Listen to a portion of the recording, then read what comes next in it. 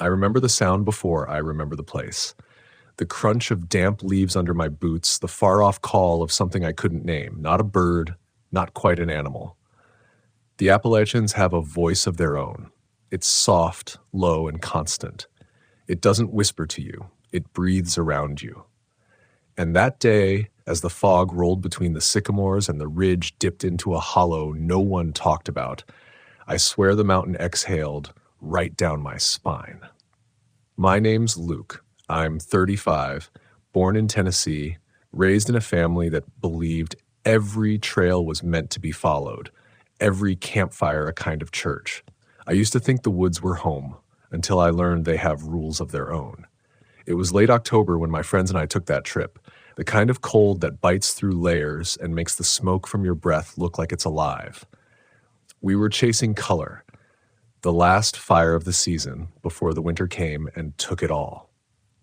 There were 4 of us, me, Evan, Mark, and Hannah.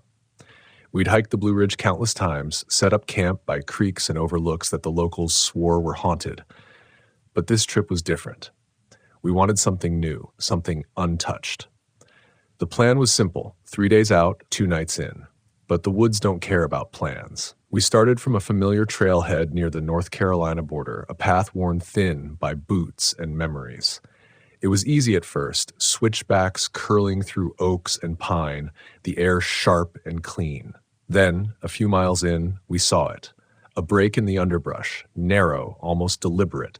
It looked like a game trail, except it wasn't. The ground was packed too neatly, the bends too intentional. There was no signpost, no marking, just an opening that shouldn't have been there, and the kind of silence that makes your pulse sound louder than your steps.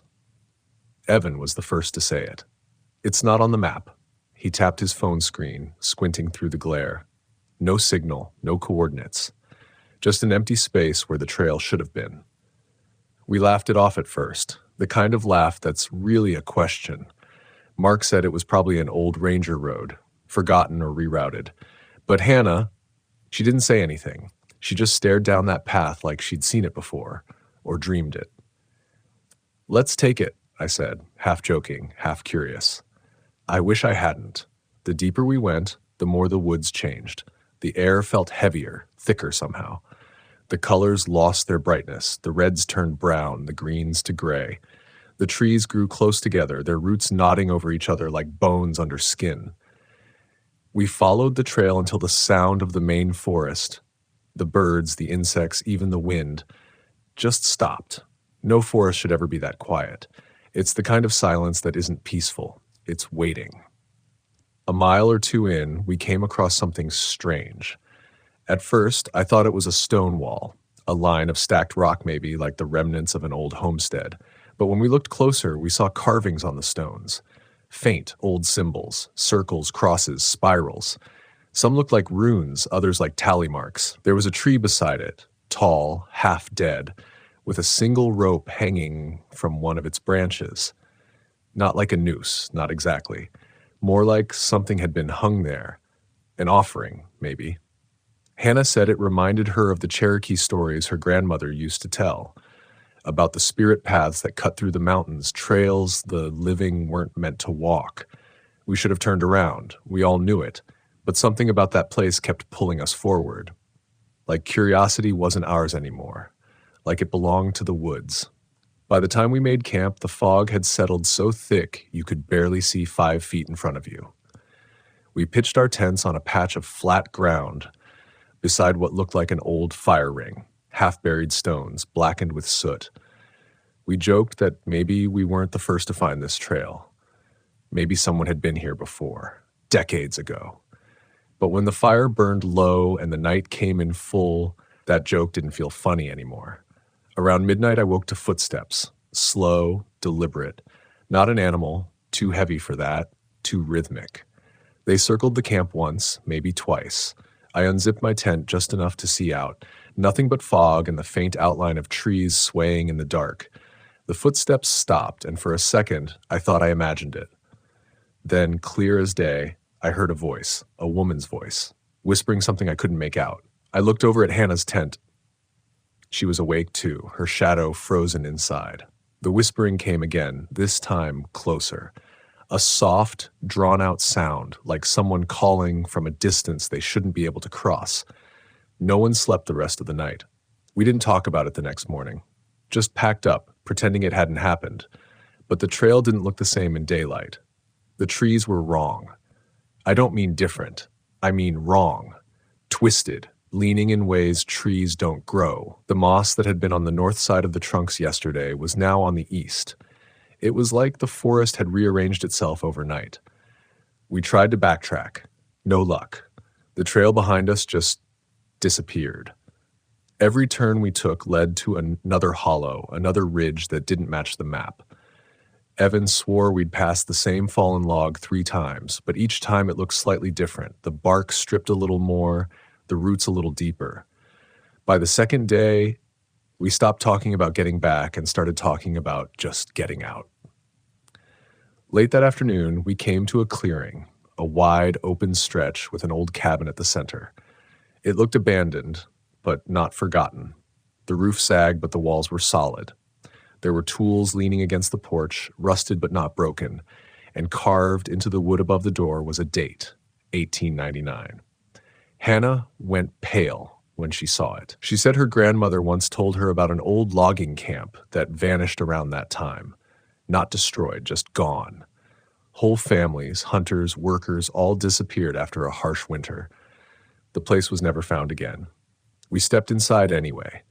It smelled of pine tar and dust, like the air hadn't moved in a century. There were old jars on the shelves, black with mold, a table in the center, a single chair knocked over beside it, and on the far wall a map, hand-drawn, lines fading into nothing. Our trail, the one that wasn't supposed to exist, was marked in red, but it didn't end anywhere. It just stopped, right where the map tore in half. That's when we heard it again, the footsteps. Outside this time, circling the cabin, the same slow, deliberate steps from the night before. Then the whisper. Closer now, right outside the window. We froze. The sound wasn't coming from one voice. It was many, layered, soft, almost singing, a lullaby in a language none of us knew. The fog thickened against the glass, and through it we saw shapes moving. Not people, not shadows, something between. I told everyone to grab their gear. We ran, no direction, no sense of where we were going. Just away. The woods felt alive now, the air pressing against us, every step heavier than the last. I could hear my heartbeat echoing in my ears, and somewhere behind it, that whisper, still following, still calling. When we finally broke through the tree line, the world looked different. The sky was clear, the fog gone. The main trailhead, the real one, was just a few 100 feet ahead. We turned around, expecting to see the ridge we'd just escaped, but there was nothing. No hollow, no cabin, no unmarked trail, just a wall of untouched forest. We never found that place again. When we got home, I looked through every topo map, every local record I could find. Nothing matched. I even asked a ranger who'd worked those mountains his whole life. He said sometimes the forest opens up places it wants you to see, but not all of them are meant for you. And sometimes it doesn't let you forget, because even now when I'm out there, when the mist rolls in and the world goes quiet, I hear it again, that voice. Faint, familiar, waiting, calling from a trail that isn't on any map. Since that day, the mountains have never looked the same to me. Before I used to see them as old friends, patient, quiet, eternal. But now I see them the way the locals do, as something alive, something that listens and watches and remembers who walks beneath its trees. The Appalachians aren't just land, they're history with a pulse. Every ridge, every hollow, every creek that winds through the mist, it's all a story told 1,000 times over, and if you're not careful, the mountain will make you part of it. When I got back home, people asked me what happened out there. I couldn't explain it. How do you tell someone that the woods moved, that you heard voices where there shouldn't have been any, that the forest itself felt like it was breathing around you, pressing close enough that you could feel it behind your ribs? You can't. Not in a way that sounds sane. So I said what everyone says after something they can't explain. I said it must have been the fog, the cold, exhaustion. the brain playing tricks in the dark. But there's a part of me that knows better, the part that still wakes up at night, hearing footsteps outside my window when there shouldn't be any. I went back once, not to find the trail. I told myself I just wanted closure, to see that it wasn't real, that it was just a story I'd built in my own head. I took the same route, followed the same ridges, checked every offshoot path I could find. But the forest was cleaner somehow, too clean. The same trees stood where I'd remembered them, but the undergrowth was gone, like it had been washed away. I couldn't even find the place we'd made camp. It was as if the mountain had erased every trace of us. At one point, I stopped by an old general store near the base of the range, a place where hikers and hunters trade stories. The man behind the counter was ancient, one of those locals who'd been there longer than the asphalt roads. He looked up at me with a knowing kind of stare, like he could see it written on me, that I'd seen something I shouldn't have. When I told him we'd found a trail that wasn't on any map, he didn't laugh. He just nodded once and said, "You followed the red road, didn't you?" I asked him what that meant. He told me there were old paths in these mountains, spirit trails, he called them, ways the dead still walked. They weren't on any modern maps because they weren't supposed to be. The mountain hides them until someone stirs it up, he said. Then it opens its door. But you don't walk through a door like that and come back the same. That line stuck with me. Because he was right. Something in me changed out there. The forest isn't comfort anymore. It's a boundary, one I don't cross without asking permission. I still camp, still hike, still chase that feeling of being small under a ceiling of stars. But now I walk slower. I listen more. I leave offerings. A coin, a piece of bread, a whisper of thanks. Not because I'm superstitious, but because I've learned that some places deserve your respect, even your fear. People think fear is weakness, that it's something you should overcome. But out there, in the deep woods, fear is what keeps you alive. It's what keeps you from walking past the tree line when the world goes quiet, from following a light that isn't yours, from answering when something calls your name from the fog. Fear is a compass. It points you back to yourself when the wilderness tries to take you. And maybe that's what the mountain wanted to teach me, that there are places not meant to be conquered, only understood. We spend our lives trying to map everything, trying to put names to things older than language. But not everything wants to be known. Some trails don't belong to us. Some stories were never meant to be found. When I think back to that night, to the cabin, to the whispers that circled us like wind through the trees, I realize now it wasn't trying to harm us. It was warning us, telling us to turn around, to leave before the forest decided we belonged to it. We didn't listen soon enough, but we did listen. And that's why we're still here. Every time I see the Appalachians rising in the distance, blue, ancient, endless, I feel that same pull. The beauty, the mystery, the danger. It's all the same thing. The mountain doesn't ask for your courage, it asks for your humility. It asks that you remember you're walking on something sacred, a land older than the bones beneath it, alive with stories that never needed to be told. So when the trail fades, when the compass starts spinning, when the air turns still and the forest goes silent, don't look for another way forward. Stop, listen, turn back. Because not all roads in the Appalachians lead somewhere. Some lead through. And once you step across that threshold, you may never find your way out again. At least, not the same person who went in. And if one day you're hiking alone and you find a trail that isn't on your map, narrow, perfect, inviting, don't follow it because some paths aren't lost. They're waiting for someone curious enough to listen, waiting for someone like we were. And the mountain always remembers those who listen. The thing about the mountains is they never really let you go. You can leave them behind, drive down those winding roads with your windows open, watching the ridges fade into the distance, but a part of them stays with you. It's in the way the wind moves through the trees and the way the mist curls across the road at dawn. It's in your dreams when you hear footsteps in the leaves and wake up wondering if you ever truly made it out.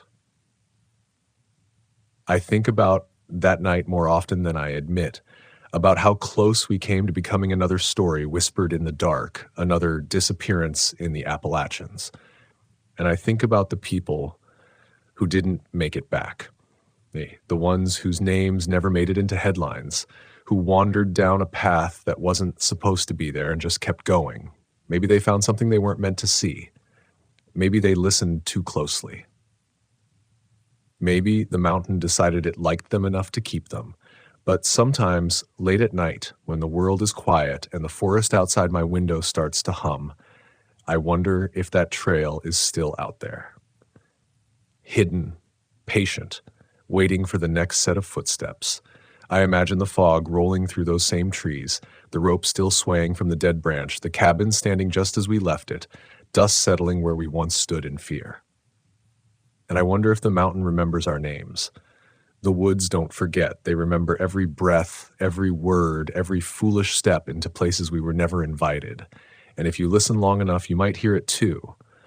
That low, endless murmur that sounds like the earth itself is whispering. It's not a warning, not anymore. It's a reminder that not every mystery is meant to be solved, that some beauty is meant to stay wild, and that the trail you can't find on a map probably doesn't want to be found.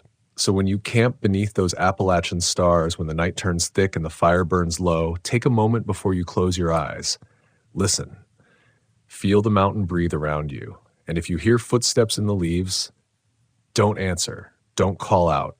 Just stay still and let the forest pass you by. Because sometimes surviving the wilderness isn't about strength.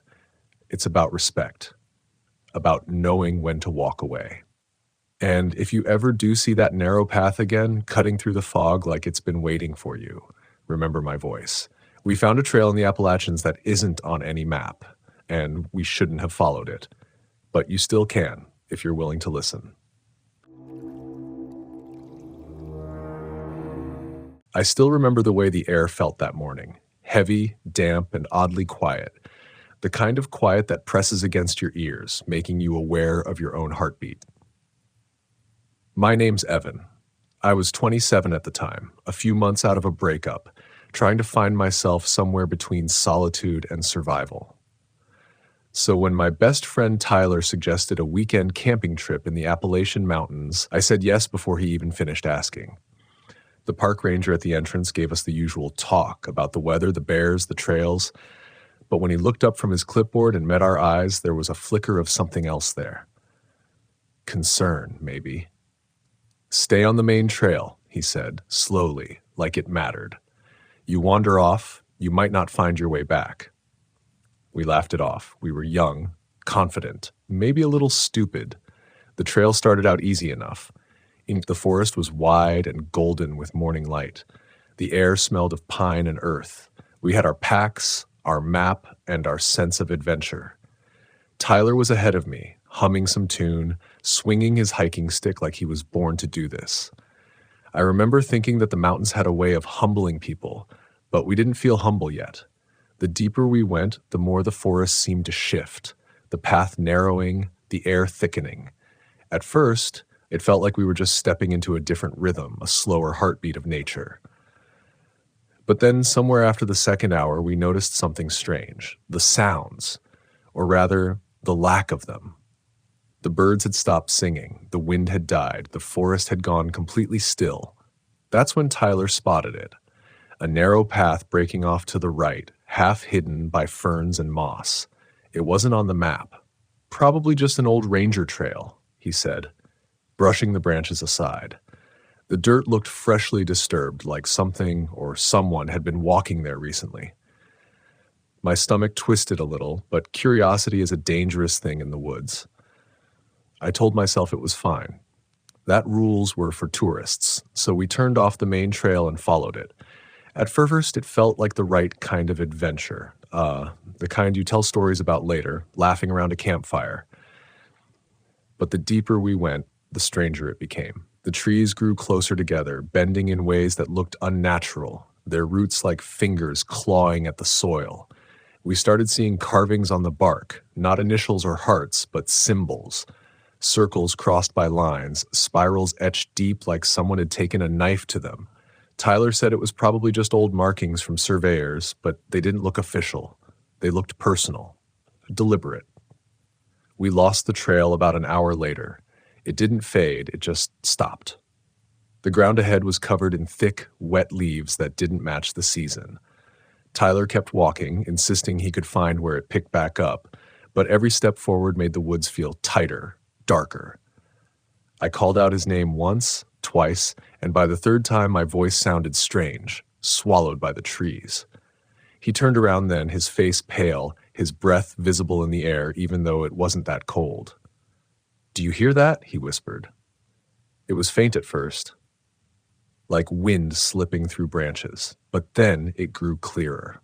A low hum, almost human, like a voice humming a tune without words. It was coming from somewhere ahead. I wanted to turn back, but Tyler, stubborn as ever, said it was probably just someone else camping nearby.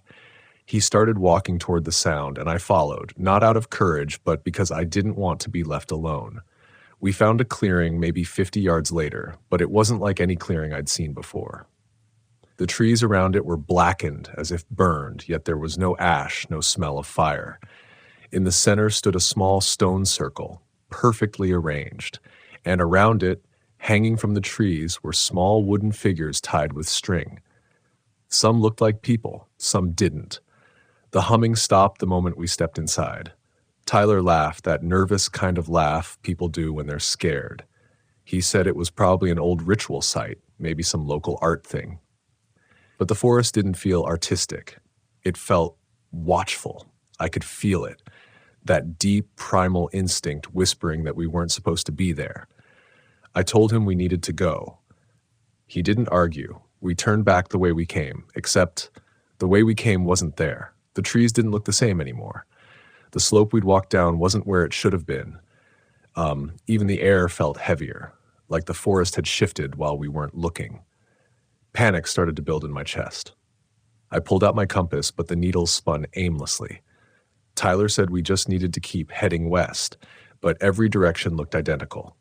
We tried marking trees, but within minutes we started seeing the same marks again, even the ones we'd carved ourselves. The sun was starting to drop now, the light turning thin and gray. Shadows stretched across the forest floor, long and crooked. The air grew colder, sharp enough to sting the lungs. We decided to make camp where we were, just for the night. I remember setting up the tent with shaking hands, pretending it was all just a mistake we'd laugh about later. But deep down, I knew something wasn't right. That night, I woke to the sound of whispering. It wasn't close, not yet, but it was enough to make my skin crawl. I thought it was Tyler talking in his sleep, but when I looked over, he wasn't there. The zipper on the tent flap was open. My flashlight caught movement in the trees, something pale, like a shirt sleeve, vanishing behind the trunk. I called his name. No answer. Just the echo of it bouncing off the trees. I followed the sound, my flashlight beam trembling. The forest was alive again, but not in a comforting way. The air buzzed, the leaves trembled without wind, and somewhere between the shadows I could swear I saw faces, half-formed, watching. I found Tyler maybe 50 yards from camp, standing perfectly still in that same stone circle we'd seen earlier. His eyes were open, but he didn't move. His lips were moving, though, whispering something I couldn't understand. I grabbed his arm, but his skin was ice cold. The instant I touched him, he gasped, like he'd just woken up from drowning. He didn't remember how he got there. We ran. We didn't stop until the forest started to thin and the sound of water reached us. A stream, finally, something real. When we followed it downstream, it led us straight back to the main trail. Just like that, as if the forest had decided to let us go. When we finally made it back to the ranger station the next morning, we were exhausted, mud-streaked, silent. The ranger looked up as we walked in, and for a long moment, he just stared. Then he sighed, leaned back in his chair, and said quietly, "You went off the trail, didn't you?" I nodded. He didn't ask where or why. He just said, "You're lucky it let you out." I didn't understand what he meant then, but I think about it sometimes, how he said it, not the woods.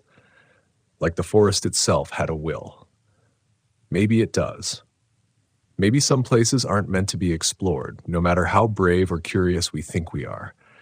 Even now, years later, I still dream about that night, the symbols on the trees, the silence that felt alive, the way the forest seemed to shift when we stopped paying attention. And sometimes, when I'm out hiking alone, I'll hear it again, that faint, wordless humming somewhere just beyond the wind. And every time I stop, I turn back, because I learned something out there, something simple but true. The wilderness doesn't owe us anything. It doesn't care about our need for adventure or meaning. It's older, deeper, and far more patient than we'll ever be. And when it warns you to stay on the main trail, you listen. When we got back home, the silence between us felt heavier than the one in the woods. You'd think we'd talk about it, try to make sense of what happened, but we didn't. It was like speaking about it might give it weight again, might invite it back into our lives. Tyler dropped me off at my apartment without saying much. Just a nod, a half-hearted grin, and that was it. We didn't call each other for weeks after that. But the thing about fear, real fear, is that it doesn't end when you step out of the dark. It lingers. It grows roots. I'd wake in the middle of the night to the sound of something moving in my apartment, soft, rhythmic, like the sway of branches. Once, I thought I saw someone standing outside my window, but when I looked closer, it was just the shadow of a tree. At least, I think it was. I started sleeping with the lights on. I told myself it was just my mind playing tricks, that my brain hadn't caught up with what we'd been through. Trauma, stress, logical things. But logic doesn't explain everything. I ran into Tyler again a month later at a diner near town. He looked different, pale, like he hadn't slept in days. His eyes darted around the room as if he expected something to follow him in. We sat down, and for the first time since the mountains, we talked. He told me he'd been hearing it again, that humming. At night, sometimes during the day.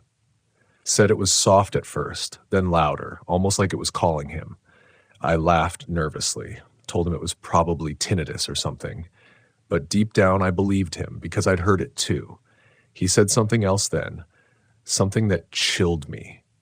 He said he'd been dreaming about the clearing, that he'd wake up and find mud on his feet, pine needles on his sheets. I told him he was just sleepwalking. But when he looked up at me, his eyes weren't angry or scared. They were hollow.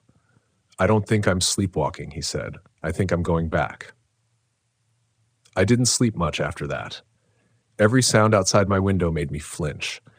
Every night, that same dream, the forest swallowing the trail, the whispering between the trees, the cold air wrapping around me like a hand, and that humming, that awful wordless humming that never seemed to end. A few weeks later, Tyler went missing. His truck was found near the same park entrance where we'd gone camping. The rangers searched for him, helicopters, dogs, volunteers. They found his camp, his backpack, his phone, but not him. The official report said lost hiker. Unfortunate but common in those woods. I wanted to believe that. But there was one detail they didn't include in the news. The ranger who found his tent said it was set up in a clearing that wasn't supposed to exist. I went back. I know how stupid that sounds, but I couldn't shake it. I kept telling myself it was for closure, that I needed to see it one last time. Maybe I thought I could find him. Maybe I just wanted proof that what we saw wasn't real, that the mind can twist memories into monsters. I parked in the same spot we had months before, walked the same path. The main trail was familiar, safe, but when I reached that fork in the trees, the one that wasn't supposed to be there, it was waiting for me, open, clear as day. I should have turned around. I know that, but something in me needed to know. I followed it, counting every step, marking trees as I went. The forest felt alive again, just like before, that same heavy silence pressing against my ears. After maybe 20 minutes, I started to hear it, faint at first, but growing stronger, the humming, that same tune. When I reached the clearing, it was exactly as I remembered. The stone circle, the blackened trees, the wooden figures swaying slightly, even though there was no wind. Only this time, there was something else. In the center of the circle, someone had carved a new symbol into the dirt. a spiral surrounded by smaller marks, and right in the middle of it was Tyler's compass. I don't remember how long I stood there staring at it. My body felt frozen, like the air itself was holding me in place. Then I heard it. Footsteps, soft and deliberate, coming from behind me. I turned, expecting to see a ranger, maybe a hiker. But there was no one, only the sound of the wind returning after a long silence. I grabbed the compass and ran. I don't remember the path I took or how long it took to reach my car, but when I looked back, the forest behind me looked normal again, quiet, harmless, the kind of place people drive past without a second thought. That night, I placed the compass on my table and stared at it for hours. The needle spun slowly, endlessly, refusing to find north. I thought about throwing it away, burning it, anything to be rid of it, but I couldn't, because part of me wondered if that compass was the only thing still pointing to where Tyler really was. Weeks passed. Life went on, but something inside me changed out there. I used to think the woods were just trees and soil and silence, a place to find peace. Now I know better. Some places don't want to be found. Some trails are warnings, not invitations. The forest doesn't need to chase you. It just waits. Patient. Eternal. Every once in a while, when I drive past the mountains, I'll see the sign for that same park. Faded, harmless, ordinary. And for a moment, I'll hear it again, that humming drifting through the air just beneath the sound of the wind. And I know without question that somewhere deep in those woods, it remembers us. I went back to the park one last time, not to find Tyler. I'd accepted by then that he wasn't coming back, but to talk to the ranger, the same one who'd warned us that first morning. His name was Harlan, a weathered man with a lined face and those kind of eyes that had seen more than they'd ever say. When I walked into the ranger station, he didn't look surprised to see me. It was like he'd been expecting me. "You still have it, don't you?" he asked quietly. I froze. I hadn't told anyone about the compass. I hadn't mentioned it in any report, hadn't even shown it to my family. I'd wrapped it in a cloth and kept it buried in a drawer. But somehow, he knew. I nodded. He sighed, leaning back in his chair, his gaze shifting to the window where the ridgeline of the mountains cut through the horizon. "That trail you found, it's not on any map for a reason. We've tried blocking it off, rerouting it, even burning sections down. Doesn't matter. It always comes back, like the forest grows it again." He looked back at me then, and for the first time I saw fear in his expression. "You're not the first ones who didn't listen." I asked him what he meant, and he told me stories, low, heavy, matter of fact, about the hikers who vanished without a trace, about the ones who came back, but never quite the same. Some stopped talking entirely. Some wandered off again, drawn back into the trees like sleepwalkers. He said they'd found things, little trinkets, symbols, objects that didn't belong to anyone, but seemed to appear after each disappearance. He leaned forward, his voice barely above a whisper. "Those woods were here before this land had a name. The Cherokees spoke about them, about places where the veil between the living and the spirits thinned. They said you could hear the old songs if you listened too long, the ones meant to keep balance. But if you followed them..." He let the words fade. "Well, not everyone finds their way back." I told him about the humming, about the symbols, about the way the forest felt alive. He didn't look shocked, just tired. "You've been marked," he said finally. "Not cursed, not haunted, just noticed. That's worse, in a way. You don't get to unhear what you've heard. You don't get to unsee the door once you've walked through it." That night I drove home with the weight of his words pressing down on me. I thought about Tyler, about the look in his eyes when he said he was being called back. Maybe that's what happens to all of us when we ignore the warnings. The forest doesn't take you. It invites you. And once you've accepted that invitation, some part of you stays behind. Over the next few months, I tried to go back to normal life. But it's hard to explain what normal means after something like that. I'd be sitting in my apartment, city noises all around me. And then suddenly I'd smell pine sap, damp earth, the metallic tang of rain on stone. The sound of humming would creep in through the walls, faint, patient, almost tender. I'd close my eyes, and for a moment I'd see it again, that clearing, those blackened trees, the motionless air. And then it would fade, like the forest was reminding me it was still there, watching, waiting. I went back to see Harlan again, one final time, maybe 6 months after that last visit. But when I got to the ranger station, it was empty, abandoned. A younger ranger told me Harlan had retired suddenly, left without notice, no forwarding address, no goodbye, just gone. I asked if he'd ever mentioned the old trail, the disappearances. The younger ranger frowned, said he didn't know anything about that. There's no restricted area in this park, he told me. Everything's safe if you stay on the main trail. The way he said it, calm, rehearsed, made me realize something. Maybe that's the point. Maybe they know the truth and that line is all they can offer, a warning disguised as reassurance. So, I drove to the overlook that faced the ridge where we'd hiked. The sun was setting, spilling gold over the valley. The kind of view that makes you forget for a moment how small you are. I took the compass out of my pocket, the one I'd sworn I'd never bring back into the open. The needle was still spinning slowly, never finding north. I held it to the light, and for just a second it stopped, pointed, not north, not anywhere logical, but straight toward the forest. I could almost hear it then, that humming, so faint it could have been the wind, so familiar it could have been memory. And I realized something that chilled me to the bone. The forest hadn't followed me back. I'd never left it. You think you walk out of places like that, but some paths stay under your feet no matter where you go.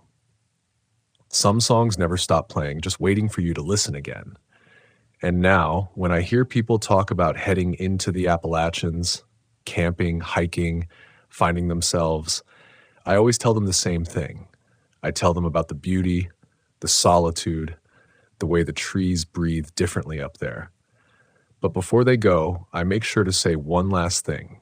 If you ever see a path that's not on the map, if you ever feel the forest go still around you, like it's holding its breath, if you ever hear a sound that feels too human to be the wind, don't follow it, don't listen, don't look back, because the park rangers told us to stay on the main trail. We didn't listen, and not everyone who wanders gets to come home. I still remember the sound of his laughter echoing through the trees. It was late autumn, and the wind was cold enough to sting, but he didn't care. He'd always said the Appalachian Mountains felt alive, not in a poetic way, but in a literal one. The way he told it, the ridges breathed, the forests whispered, and the land itself carried memories older than time. His name was David, my brother, and he vanished somewhere between the old fire tower at Flat Rock and the hollow where the fog never lifts. That was 3 years ago. But sometimes, when I'm deep in those same woods, I swear I can still hear him calling my name. We grew up not far from the Blue Ridge, just a couple of kids obsessed with the outdoors. Our father was a ranger, our mother a nurse, and they raised us on stories. Some meant to teach us, some meant to scare us straight. David was the wild one. He'd take the unmarked trails, climb cliffs without ropes, camp through storms just to see what it felt like.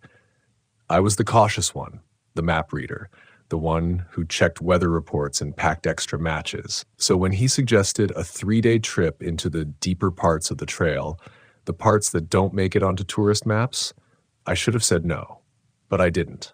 I said yes, because that's what you do when your older brother looks you in the eye and says, "You trust me, don't you?" We set out before dawn, the world still soaked in mist. The trail was quiet, just the crunch of our boots and the distant caw of a crow.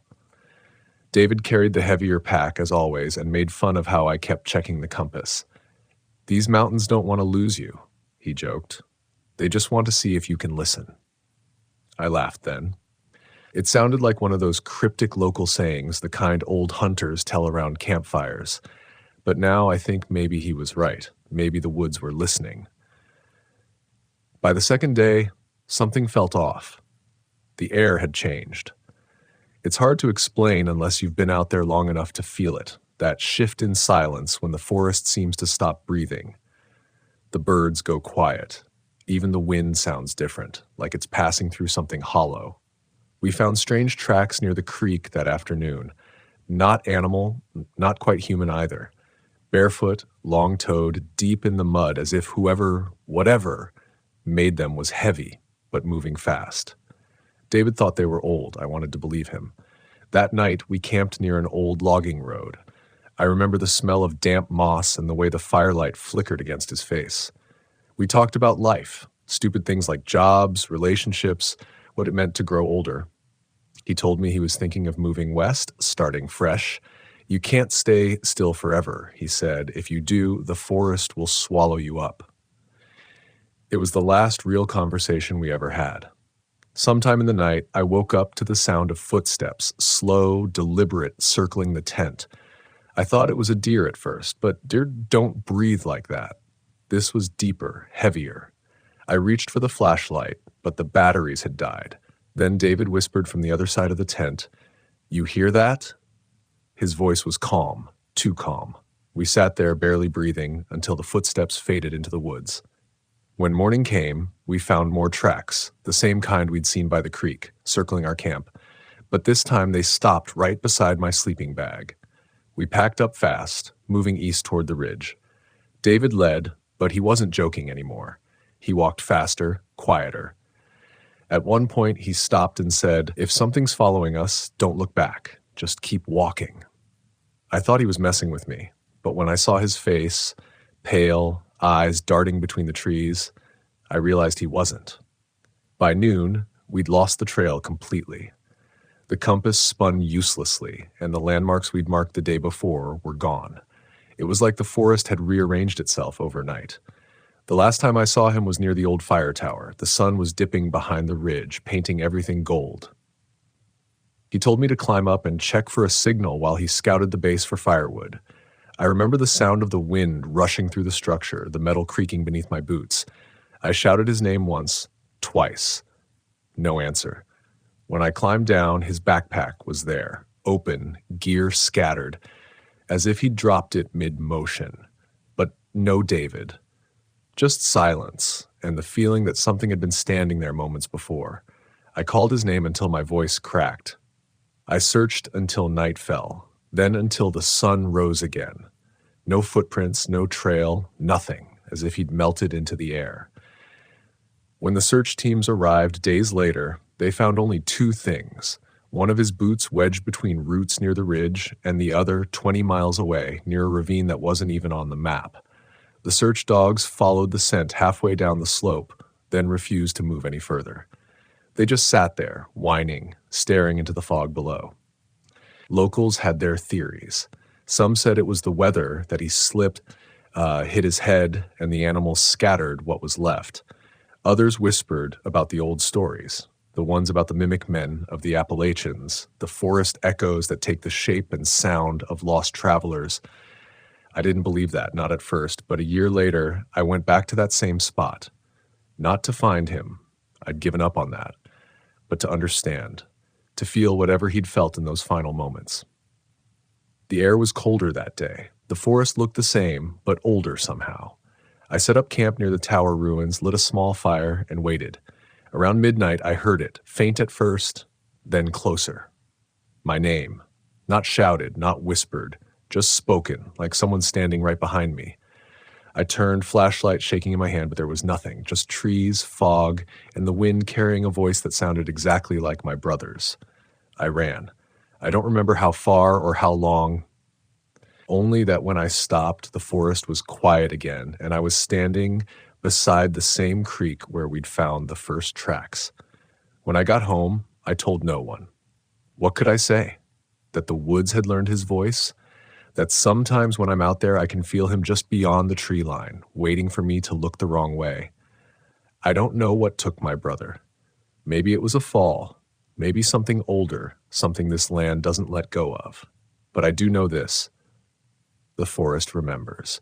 It remembers every step, every whisper, every soul that disappears into its shadow. When you hike these mountains, you're not alone. The trail may look empty, but the woods, they're listening.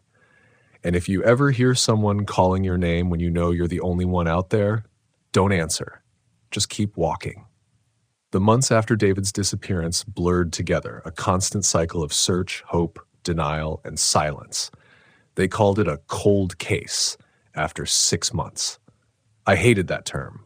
Cold meant forgotten, and I couldn't accept that my brother had simply gone cold. I still drove out there every weekend, mapping and remapping the terrain, pinning red markers on every ridge, hollow, and ravine. I told myself it was logic keeping me there, but it wasn't. It was guilt. Because deep down, I knew the moment I climbed that tower and left him at the base, something had shifted, something neither of us understood.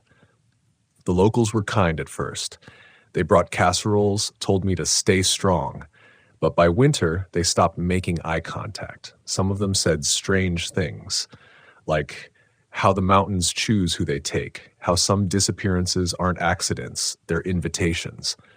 There's a phrase folks out there use, the woods know what's theirs. I used to laugh at that. Now, I think it's the truest thing I've ever heard. A year passed before I could bring myself back to the site again. I told no one. I packed light, just a tent, a knife, and my brother's old compass, the same one that had spun uselessly that day. When I arrived at the trailhead, it was like the forest had been waiting. The air was still, unnaturally quiet. Even the insects seemed to hold their breath. I followed the same route we took, down the switchbacks, across the creek, past the ridge that split into 2 narrow paths. But something was different. The path seemed longer, the trees thicker. And though it was midday, the light barely broke through the canopy. I kept walking until I reached the clearing where we'd camped that second night. The fire pit was still there, half buried under leaves, as if time itself had stopped caring. That night, I didn't sleep. The forest sounds, the owls, the rustle of wind through pine, had always been comforting to me, but not here. Here, it felt like every sound was placed too carefully, like something imitating nature but not quite getting it right. Around 2 a.m., I heard it again, the same rhythm of footsteps circling the tent, slow, deliberate. This time, I didn't hide. I unzipped the flap and stepped out, knife in hand. Nothing. Just the faint glow of the dying fire and the black outline of trees stretching endlessly into the dark. But as I turned, I saw something half buried in the dirt near the fire pit. I knelt, brushed the soil away, and froze. It was my brother's knife, the same one he'd been carrying the night he vanished. The handle was damp, rusted, but carved into the wood were new marks, lines, scratches, and a single word I could barely make out under the grime. Run. I don't remember packing. I just remember moving, fast, following the creek downstream with my flashlight jerking across the water. The fog was thick by then, swirling in slow circles that almost looked alive. And then I heard it again. My name. But it wasn't behind me this time. It was ahead. Faint. Familiar. Eli. This way. My first instinct was to run toward it. Every part of me screamed, he's alive. He's close. But there was something in the tone, that same calm, even tone he used when we were children, Wesley, and when he was trying to keep me quiet before pulling a prank. It was too controlled, too measured. I stopped, forcing myself to listen. The voice repeated my name, closer now, coming from somewhere deep in the fog. I pointed the flashlight forward, and for a moment I saw him, standing between the trees. Same jacket, same build. His face half hidden in the mist. But something was wrong. His posture, too still, his head tilted slightly, like he was studying me. And when I took a step forward, he turned and walked into the fog without a sound. I chased him. I don't know how far, maybe a mile, maybe 2, until I reached the ravine. The same one where they found his second boot. The fog pooled thick there, swallowing everything. I called his name again over and over until the echo of my voice came back sounding different, slower, deeper, not mine. I ran until I couldn't feel my legs. By the time I stumbled back to the car, the sun was rising, painting the mist gold again, the same color as the night he disappeared. I drove home in silence, gripping that old knife like a lifeline. When I got home, I locked it in a drawer. But that didn't stop what came next. The dream started a week later. Always the same. I'm back at the fire tower, climbing higher and higher, and at the top, he's there. waiting. Only when he turns, his eyes are black, like two holes cut through his face. He doesn't speak, but I always wake up with mud on my hands and the smell of pine in my room. People say grief can do strange things, that the mind can twist reality to fill in what's been lost. I believed that for a while. But then things began happening I couldn't explain. My compass, the one that never worked after he vanished, started pointing toward the mountains again. My phone would light up with static calls in the middle of the night, always from a blocked number, always with the same faint sound in the background. Wind through trees. Last spring, I returned one final time. I had to. It felt like unfinished business. Or maybe something deeper, like the mountains weren't done with me yet. I didn't bring a tent, just a flashlight, a small pack, and the knife. The deeper I went, the more the air seemed to change again. Thicker, heavier. I reached the tower by dusk, the same broken metal skeleton reaching for the sky. And then I heard it. Not my brother's voice, not mine. Something in between, whispering just loud enough for the trees to carry it. Words I couldn't make out at first until they became clear. You shouldn't have come back. I turned, but there was nothing, just the fog, rolling low across the ground like smoke. I should have run. But instead, I whispered, "Where is he?" And the woods went silent. Not quiet, silent. The kind that presses on your chest and makes your pulse sound like thunder in your ears. That's when I saw the boot. A third one. Mud-caked, torn at the heel, resting at the base of the tower. I knew every inch of my brother's gear. This one wasn't his. It was newer. And when I leaned down, there were fresh tracks leading away from it. Barefoot, long-toed, heavy in the mud. The same kind we'd seen years ago. I didn't follow them this time. I turned and walked until the forest thinned and the first rays of dawn cut through the trees. I haven't been back since, but sometimes when I'm driving along the Blue Ridge Parkway, I catch glimpses through the trees. A flicker of red jacket, a shape standing still on the ridge. Watching, waiting. And the worst part? I don't know if I'm hoping it's him or praying it's not. Because if the stories are true, if the Appalachians really do keep what they take, then my brother isn't gone. He's part of them now. And someday when I return, because I know I will, maybe the mountains will decide they want me too.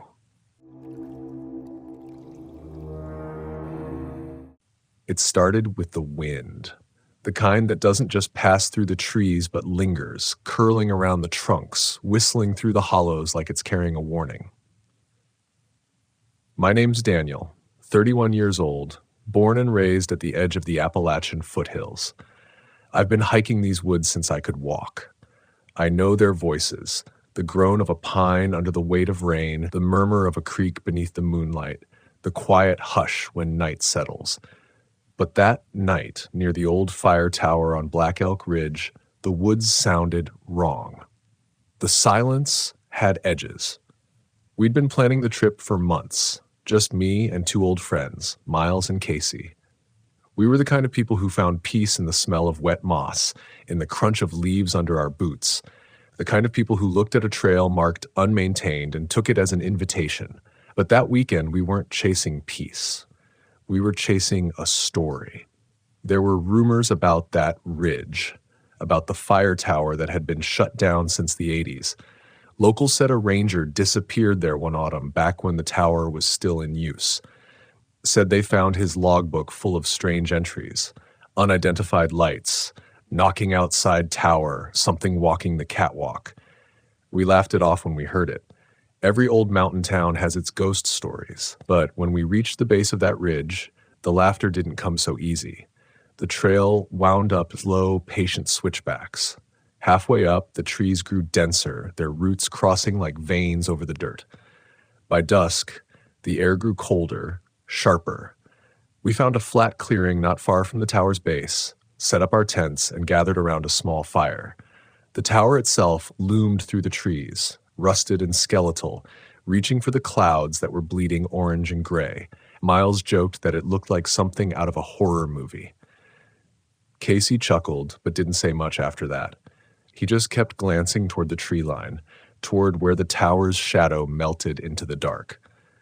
By nightfall, The forest had gone completely still. Even the crickets seemed to hold their breath.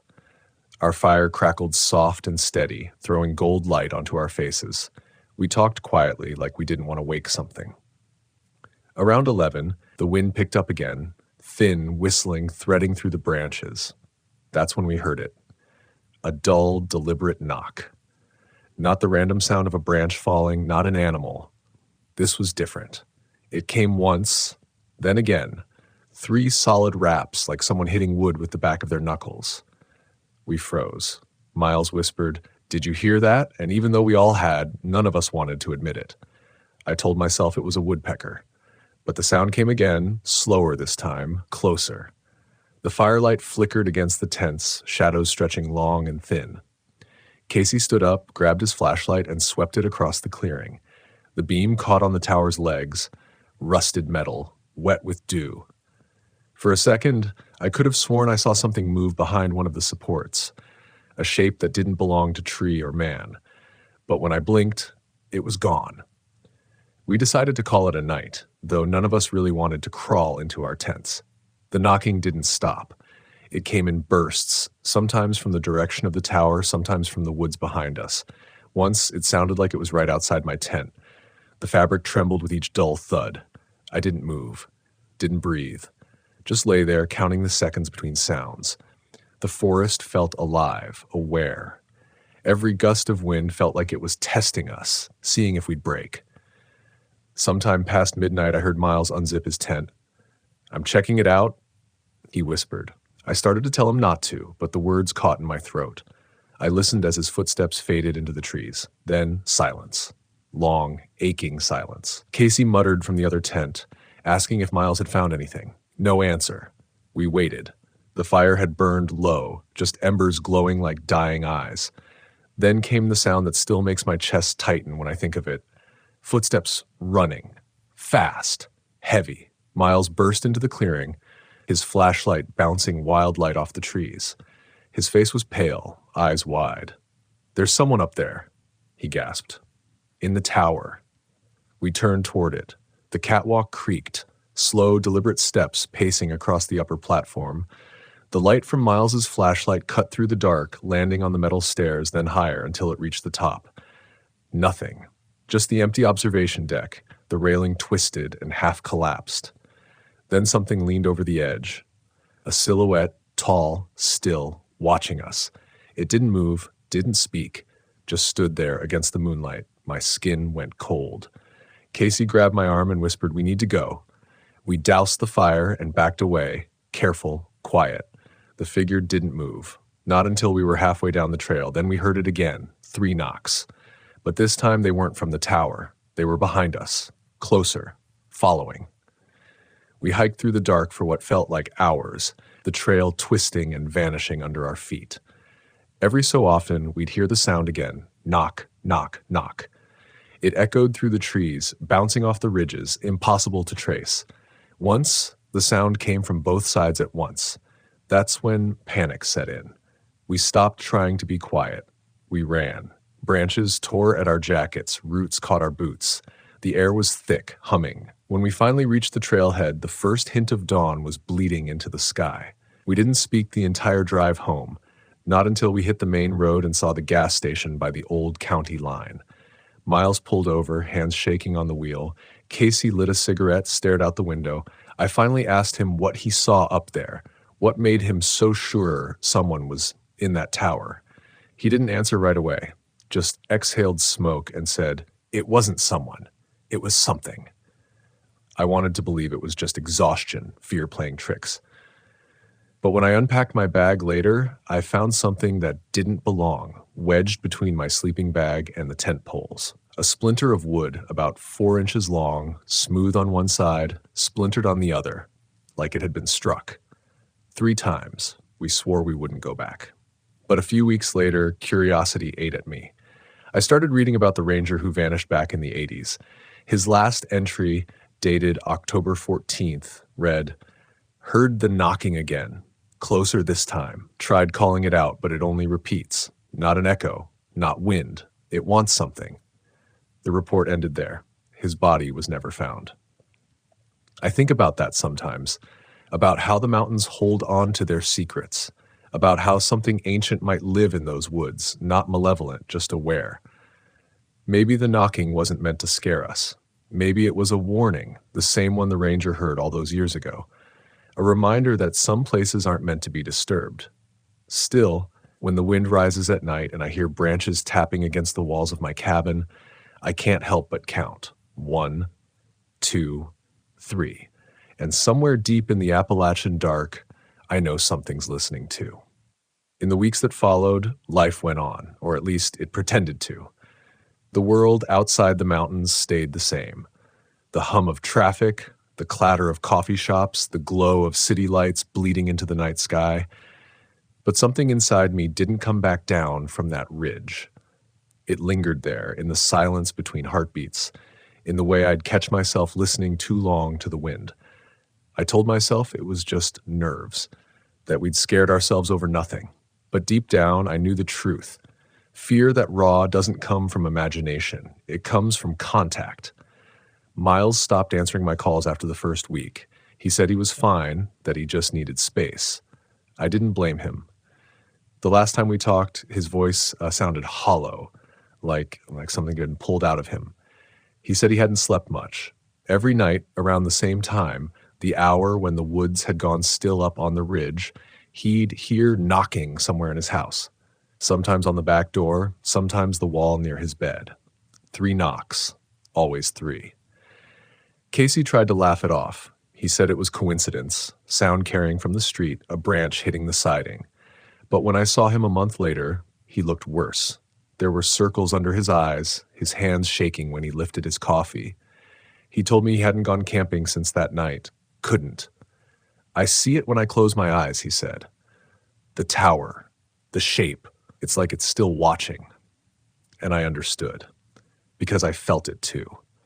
The nights had grown long and restless. Sometimes I'd wake up certain that something was outside my cabin, standing just beyond the porch light. I never checked.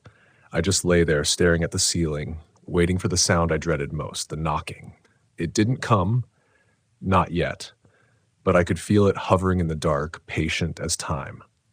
Eventually, I went back to the mountains. Not to the ridge, not to that cursed tower, but somewhere nearby. I needed to know if what we felt that night was tied to the place, or if it had followed us home. The trail was quiet, but not peaceful.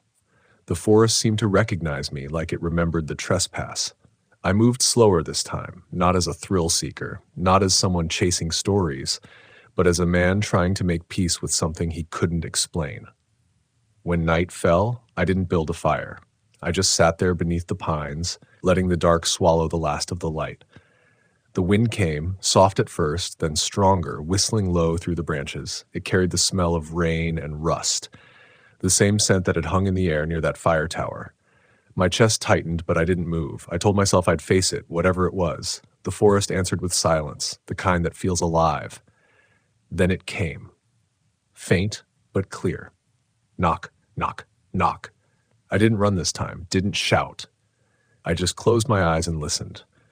The sound came from somewhere deep in the woods, not close, but not far either, like it was testing my resolve. My instincts screamed to get up, to leave, but I stayed. And in that stillness, I realized something. The knocking wasn't random. It had rhythm, intent. 3 knocks, then a pause, then 3 again, like it was calling. It wasn't until later when I found the ranger's old field notes archived online that I understood. His last few entries were all written at nearly the same time each night, each one shorter, more fragmented. The final one ended with a line that chilled me to my core. If you answer, it stops. That sentence haunted me. Did he mean the knocking stops, or something else? I've turned it over in my mind 100 times. What if the sound wasn't something trying to come in, but something trying to get out? What if the tower wasn't a lookout, but a warning? I don't tell many people this story. When I do, I can see them trying to rationalize it, searching for the comfortable answers. Wind, animals, old metal shifting in the cold. I get it. I used to need those explanations too.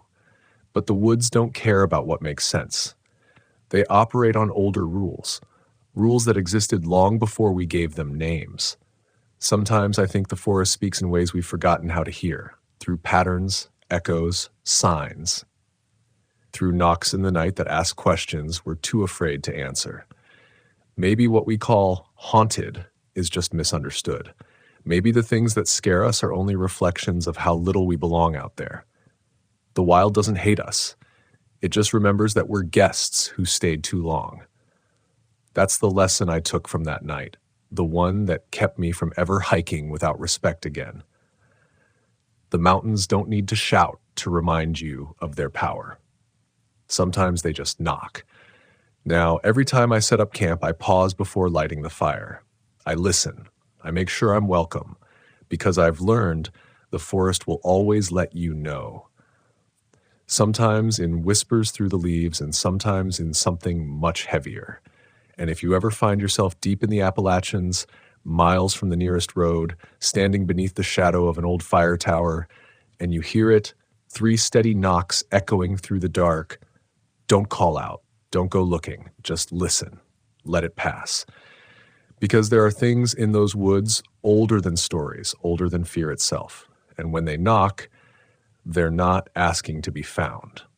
I used to think fear was something you could outgrow, that the more nights you spent in the woods, the more you'd learn its language, the sigh of the trees, the hush of the dark, and that eventually it would stop scaring you. But I was wrong. Fear isn't something that disappears with experience. It's something that changes shape. It matures with you. It stops shouting and starts whispering. And in those whispers, you learn what it's really for. Fear isn't the enemy.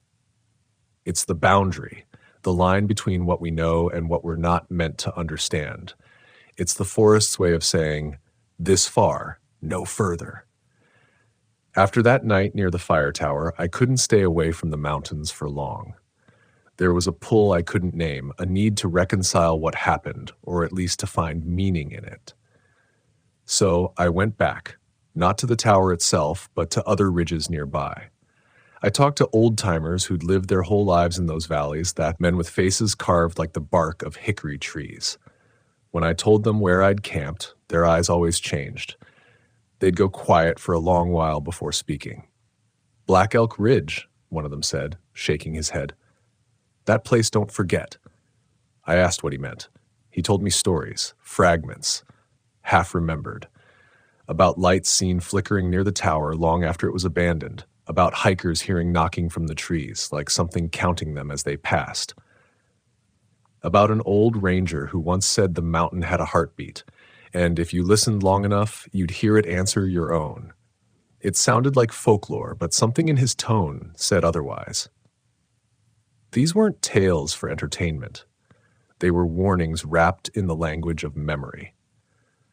I started carrying a small notebook with me on my hikes, not to record mileage or weather, but feelings, the shifts in the air, the weight of silence, the moments when it felt like the woods were watching. I noticed patterns. The quiet wasn't random. It came before storms, before changes in the wind, before I crossed certain old trails. Sometimes I'd stop, stand still, and swear I could hear something deep within the mountains move, like the slow turn of an enormous creature beneath the soil. Maybe that's what people mean when they say the Appalachians are ancient, not just in age, but in spirit. These ridges have seen more than we could ever imagine. They've buried entire generations of stories, whole towns swallowed by moss and time. We walk their trails thinking we're explorers, but in truth, we're intruders in a cathedral older than humanity itself. I think about the fire tower often. It still stands there, rusting quietly above the tree line, its silhouette a scar against the sky. The forest has started to reclaim it, ivy climbing the supports, saplings sprouting through the stairs. Nature's patience is relentless. It will take back everything given enough time, maybe even the memory of that night. But I know this much. The knocking didn't start with us, and it won't end with us. Whatever it is, whatever it wants, it's been echoing through those woods for longer than anyone alive can remember. And maybe it isn't evil. Maybe it's just the sound of the mountains speaking in a tongue too old for us to understand. There's a strange kind of beauty in that thought, The idea that the world still holds mysteries we can't solve, that there are places where science and logic reach their edge, and beyond that edge is only silence and knocking. When I tell people this story, some lean forward, hungry for the scare. They want the jump, the shadow, the ghost. Others just smile politely, trying not to show they think I'm crazy. But there's always one person, the quiet one, who listens without interrupting. Their eyes drift somewhere far away, like they're remembering something. And I can tell, without words, that they've heard it too. Because once you hear it, you never forget it. You'll be walking one evening, maybe in a park, maybe down a lonely road, and you'll hear it faintly in the distance. 3 knocks, and your blood will run cold. Not because you think it's following you, but because you'll know it's reminding you of what the forest is, of what it's always been, alive, ancient, watching. And in that moment, you'll understand why the little locals never go near the old towers anymore, why they leave offerings of tobacco or stone at the edge of forgotten trails, why they tell you not to whistle after dark. It isn't superstition, it's memory, it's respect. The mountains demand humility. They don't care about your experience or your confidence or the gear you bought at the outfitter in town. They care that you listen, that you acknowledge the silence before stepping into it, that you understand that sometimes when something knocks, it's not an invitation, it's a warning. So if you ever find yourself deep in those woods and you hear that rhythm, 3 deliberate knocks in the dark, don't run, don't speak, just listen. Because in that moment, you're standing at the thin line between 2 worlds, the living and the watching. And the forest is deciding which one you belong to. And maybe that's the truth we spend our lives trying to avoid, that the scariest thing out there isn't what's hiding in the dark. It's realizing the dark was never empty. It was just waiting for you to notice. I still remember the first time I heard my name echo through the trees. It wasn't loud, it wasn't angry, it was calm, almost gentle, the kind of tone someone uses when they already know you'll turn around. And maybe that's why I did. I turned around even though I was alone. My name is Daniel Reed, 36 years old, born and raised in western North Carolina, not far from the edge of the Appalachian Mountains. The kind of place where the forest feels endless, where fog sits low on the ground in the early hours, and where locals tell stories not to scare you, but to warn you. I've camped these ridges all my life. I've seen black bears, copperheads, and more storms than I can count. But nothing prepared me for what happened that weekend. 3 days deep in the Pisgah National Forest, where the line between the living and the lost feels thinner than anywhere else. It was supposed to be a simple trip. Just me, my pack, and a trail I'd been meaning to finish since college. I wanted quiet, a few days to breathe away from screens, noise, and the kind of restlessness that creeps into you when life starts to feel too civilized. I packed light, just the essentials: tent, food, map, compass, a small radio, and my knife. I told my sister I'd be back Monday. I even joked that if she didn't hear from me, it just meant I'd found a good view and decided to stay forever. I didn't know how close that joke would come to feeling real. By the second day, the woods had swallowed me. Not in a dangerous way, not yet, but in the way the forest does when you stop thinking of it as nature and start realizing it's alive. The air had a pulse, the trees leaned in, and the silence wasn't empty. It was listening. I camped near a small clearing that night, not far from an old, half-collapsed stone foundation. Maybe the remains of a cabin or an old homestead. Locals say this part of the mountain was settled a century ago, but most of those families moved after a series of strange disappearances in the 1940s. I didn't think much of it then. The fire crackled as night pressed in. The cold carried sound in strange ways. A low hum through the trees, the rustle of leaves like whispers you couldn't quite catch. Around midnight, I woke up to what I thought was the wind. Long, dragging gusts that rose and fell like breathing, but then it stopped. Everything did, even the insects. That's when I heard it, faint, almost tender. Daniel. I froze. I didn't move. I didn't even breathe.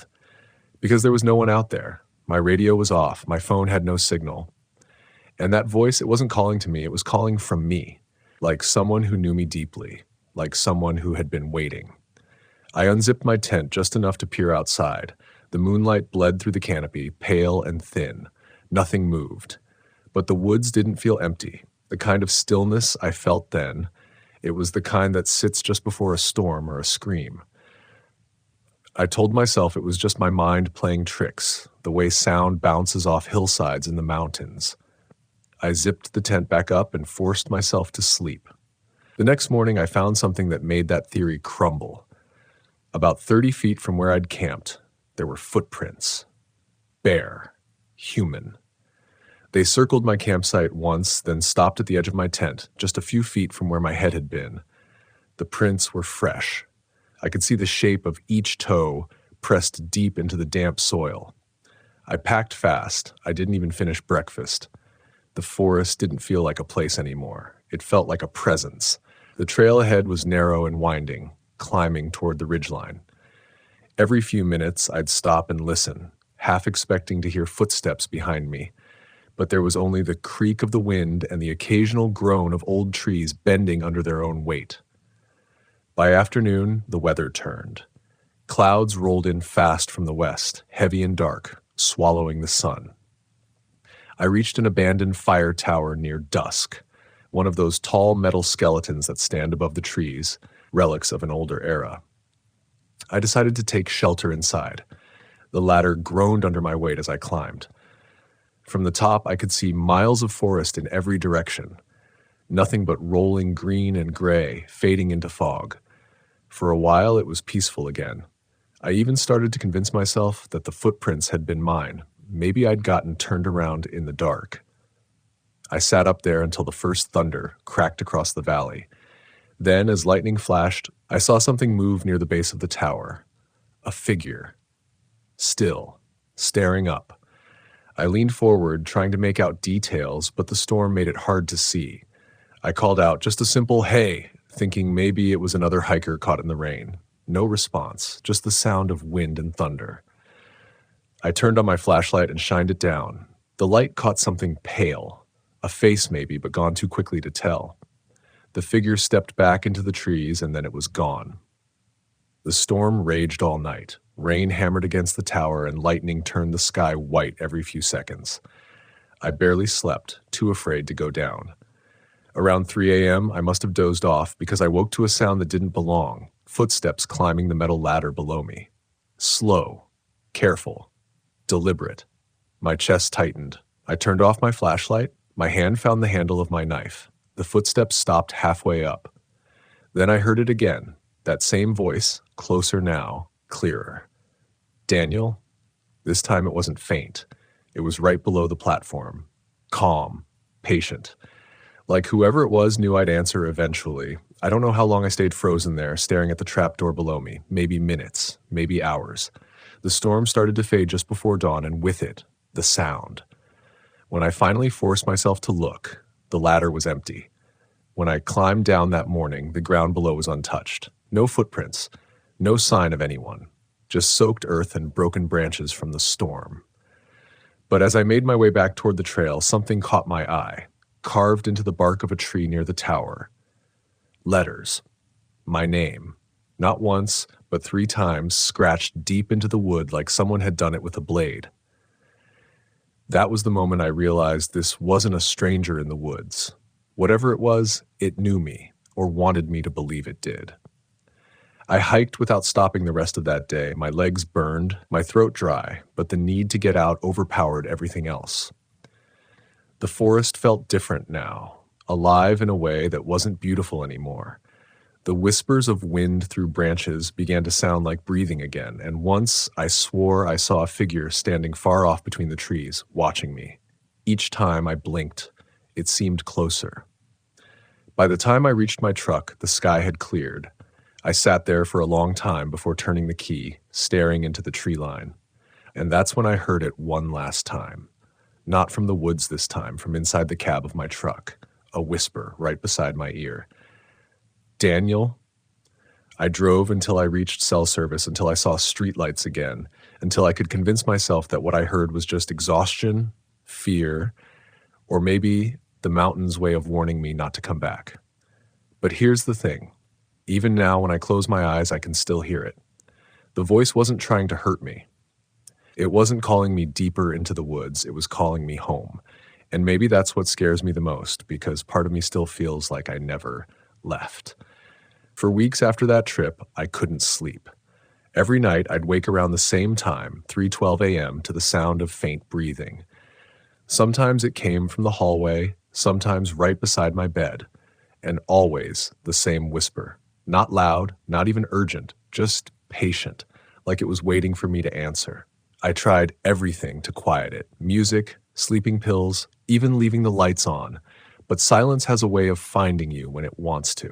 I'd moved back into my small house near Asheville, but the woods weren't done with me. Not yet. I told myself I was just rattled. PTSD? Maybe. People hear echoes of trauma in strange ways. But the thing about the Appalachian woods, they don't just take from you, they leave something behind.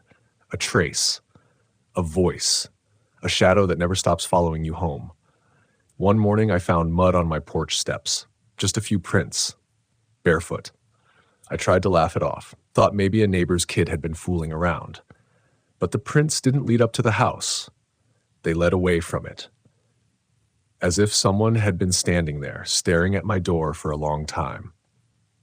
That same day, I went back through my camping gear, part of me hoping to find something rational, something that would explain everything. Maybe I'd recorded something by accident. Maybe the wind had distorted a sound and my brain filled in the blanks. But when I opened my tent bag, I found something that made me sit down and stare for a long time. Inside was a strip of bark, about 6 inches long, my name carved into it again, just like the tree by the fire tower. Except this one was fresh. That's when I started digging deeper into the stories. The ones the locals don't tell outsiders. The ones about the Collingwoods. That's what they called that stretch of forest. A place where people hear their names whispered by voices that sound like loved ones. Some follow it and are never seen again. Others make it back, but they're different, distracted, hollow-eyed. They say the woods mark you if you hear your name there. That once you've been called, it doesn't stop, not until you answer. I didn't want to believe it. I'm not a superstitious man. I grew up hearing ghost stories around campfires, but I always thought they were just folklore. A way to make kids respect the wilderness. But this felt different.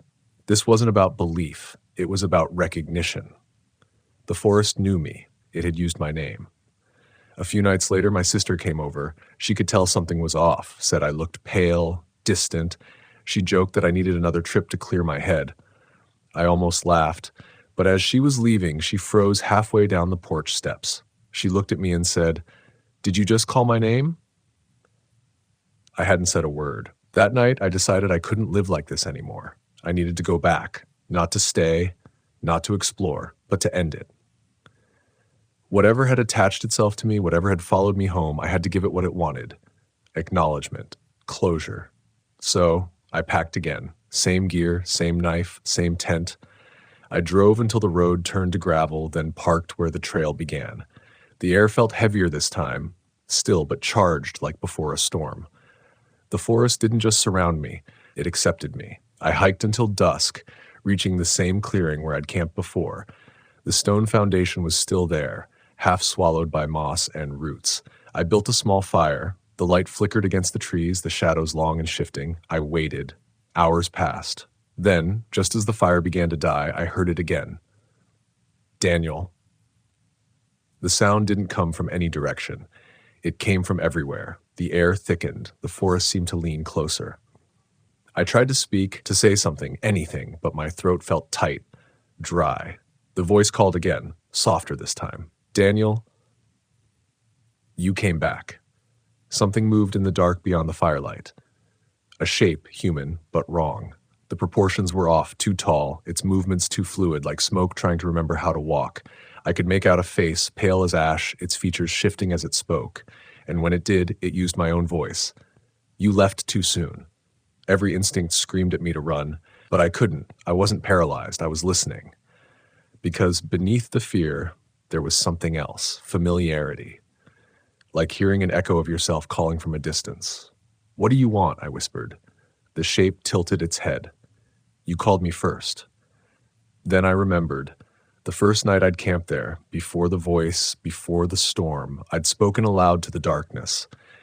Just a simple joke said to no one, "If anyone's out there, don't wake me up." I didn't realize then that something had heard me, something that never stopped listening. The figure stepped closer and I saw its eyes, not glowing, not monstrous, just empty, like mirrors. The reflection that stared back wasn't mine. It was another me. It reached out a hand, slow, deliberate. The air between us hummed like static. My heart was hammering, but a strange calm came over me, like the moment before sleep when you stop fighting the pull. I took a step forward, then another. The world around me seemed to fade. The fire, the cold, even the ground beneath my feet. Then I heard another voice. My sister's, faint, breaking through the noise. "Daniel, Daniel, wake up!" And just like that, I was back in my tent, gasping. The fire was out. The forest was silent. I scrambled outside, my flashlight shaking in my hand. The clearing was empty. No figure, no voice. Just me and the faint imprint of bare feet leading away into the woods. I packed before sunrise and left without looking back. That was 6 months ago. I haven't camped since. But sometimes when the wind moves through the pines behind my house, it carries something that sounds like my name. And lately, it's been getting closer again. Maybe the woods don't want to hurt us. Maybe they just want to remember us. Or maybe, once you've heard your name out there, the woods never forget you either. It's strange, the way silence changes after you've heard something that shouldn't exist. It's no longer peaceful. It's a waiting silence. A silence that listens back. For a long time after that last trip, I stopped talking about it. I told my sister it was just exhaustion, maybe a nightmare brought on by stress. She wanted to believe that, and honestly, so did I. But some nights when I'd wake up sweating, heart pounding, I'd glance at the window and swear I saw the faint shape of the tree line in the reflection. Even though my house faces east, and there shouldn't be trees visible from that angle, people think fear is loud, screaming, running, chaos, but real fear is quiet. It's the moment when you stop questioning what's real, because somewhere deep down, you already know. You just don't want to admit it. I started reading old accounts of the Appalachian Mountains, old journals, ranger logs, missing person reports. You'd be amazed at how many people vanish in those woods without explanation, not because they got lost, but because something called to them. They'd wander off from their groups, no struggle, no sign of panic, just gone. And sometimes their companions would report hearing their names echoing through the trees hours or days after. A ranger once wrote in the 1950s that there are parts of the Pisgah Range where the land itself hums, where voices are carried in ways they shouldn't be. He said it was like the forest had a memory, one that repeats names like prayers or warnings. For months I tried to shake it, tried to be normal again. Work, gym, coffee, sleep. Pretend that the voice hadn't followed me home. But every time I went for a walk or drove past the tree line, I'd feel it. That subtle pull in the chest, the faint pressure in the air. It was calling, not with words this time, but with familiarity, like the woods were whispering, "You belong here." And that's the part that terrified me most, because some nights when I'd dream, I'd see that clearing again, the broken foundation, the pale figure, the reflection with my face. And each time I'd feel less afraid and more curious, like part of me missed it. Maybe the woods don't haunt you out of malice. Maybe they just remember you. Maybe once you've entered a place that old, that untouched, it imprints something on you. Take something small, leave something behind. I went back once more. Not to camp, not to explore, just to see. I parked at the same trailhead in the late afternoon. The air smelled like rain. The forest was still, but not empty. It was aware. Every step I took, I could feel it watching. About halfway up the ridge, I found something I hadn't seen before. A small wooden cross nailed to a tree, half rotten, with a rusted tag hanging from it. The name etched into the metal made my blood run cold. Daniel R. The last initial was faded, but it was there. It couldn't have been mine. The tag looked decades old, but something in me knew better. I stood there for a long time, staring at it. Then, without thinking, I whispered, "I hear you." The wind stirred. Not strong, not violent, just a gentle breath that moved through the leaves and brushed across my face. For the first time, the forest didn't feel menacing. It felt at peace. And I realized something. Maybe that's all it wanted. Acknowledgement. Maybe that voice wasn't a lure, but a memory trying to be heard. I left that cross there, untouched. When I got back to my truck, the woods were quiet, completely still. No whispers, no names, just the sound of rain starting to fall, soft and steady. That night, I slept better than I had in months. No dreams, no voices, just rest. And for the first time since that trip, I felt something close to gratitude. Because fear, real fear, doesn't just teach you about danger. It teaches you about presence. It forces you to see the world again, to understand that nature isn't just scenery. It's alive. It remembers. It listens. I still go hiking now, but never alone, and never without respect. Because out there, deep in the heart of the Appalachians, there are places that belong to something older than us. Places that hum with names, waiting for someone to listen. Sometimes on quiet mornings, I'll step onto my porch and watch the fog drift through the trees. And if I listen closely, I swear I can hear the faintest whisper of my name. Not from the woods this time, but from the wind. Not calling me back, but reminding me that once you've heard the voice of the wild, it never truly leaves you. And maybe that's okay, because not every haunting is meant to scare you. Some are just reminders that the world is deeper, older, and far more alive than we dare to believe.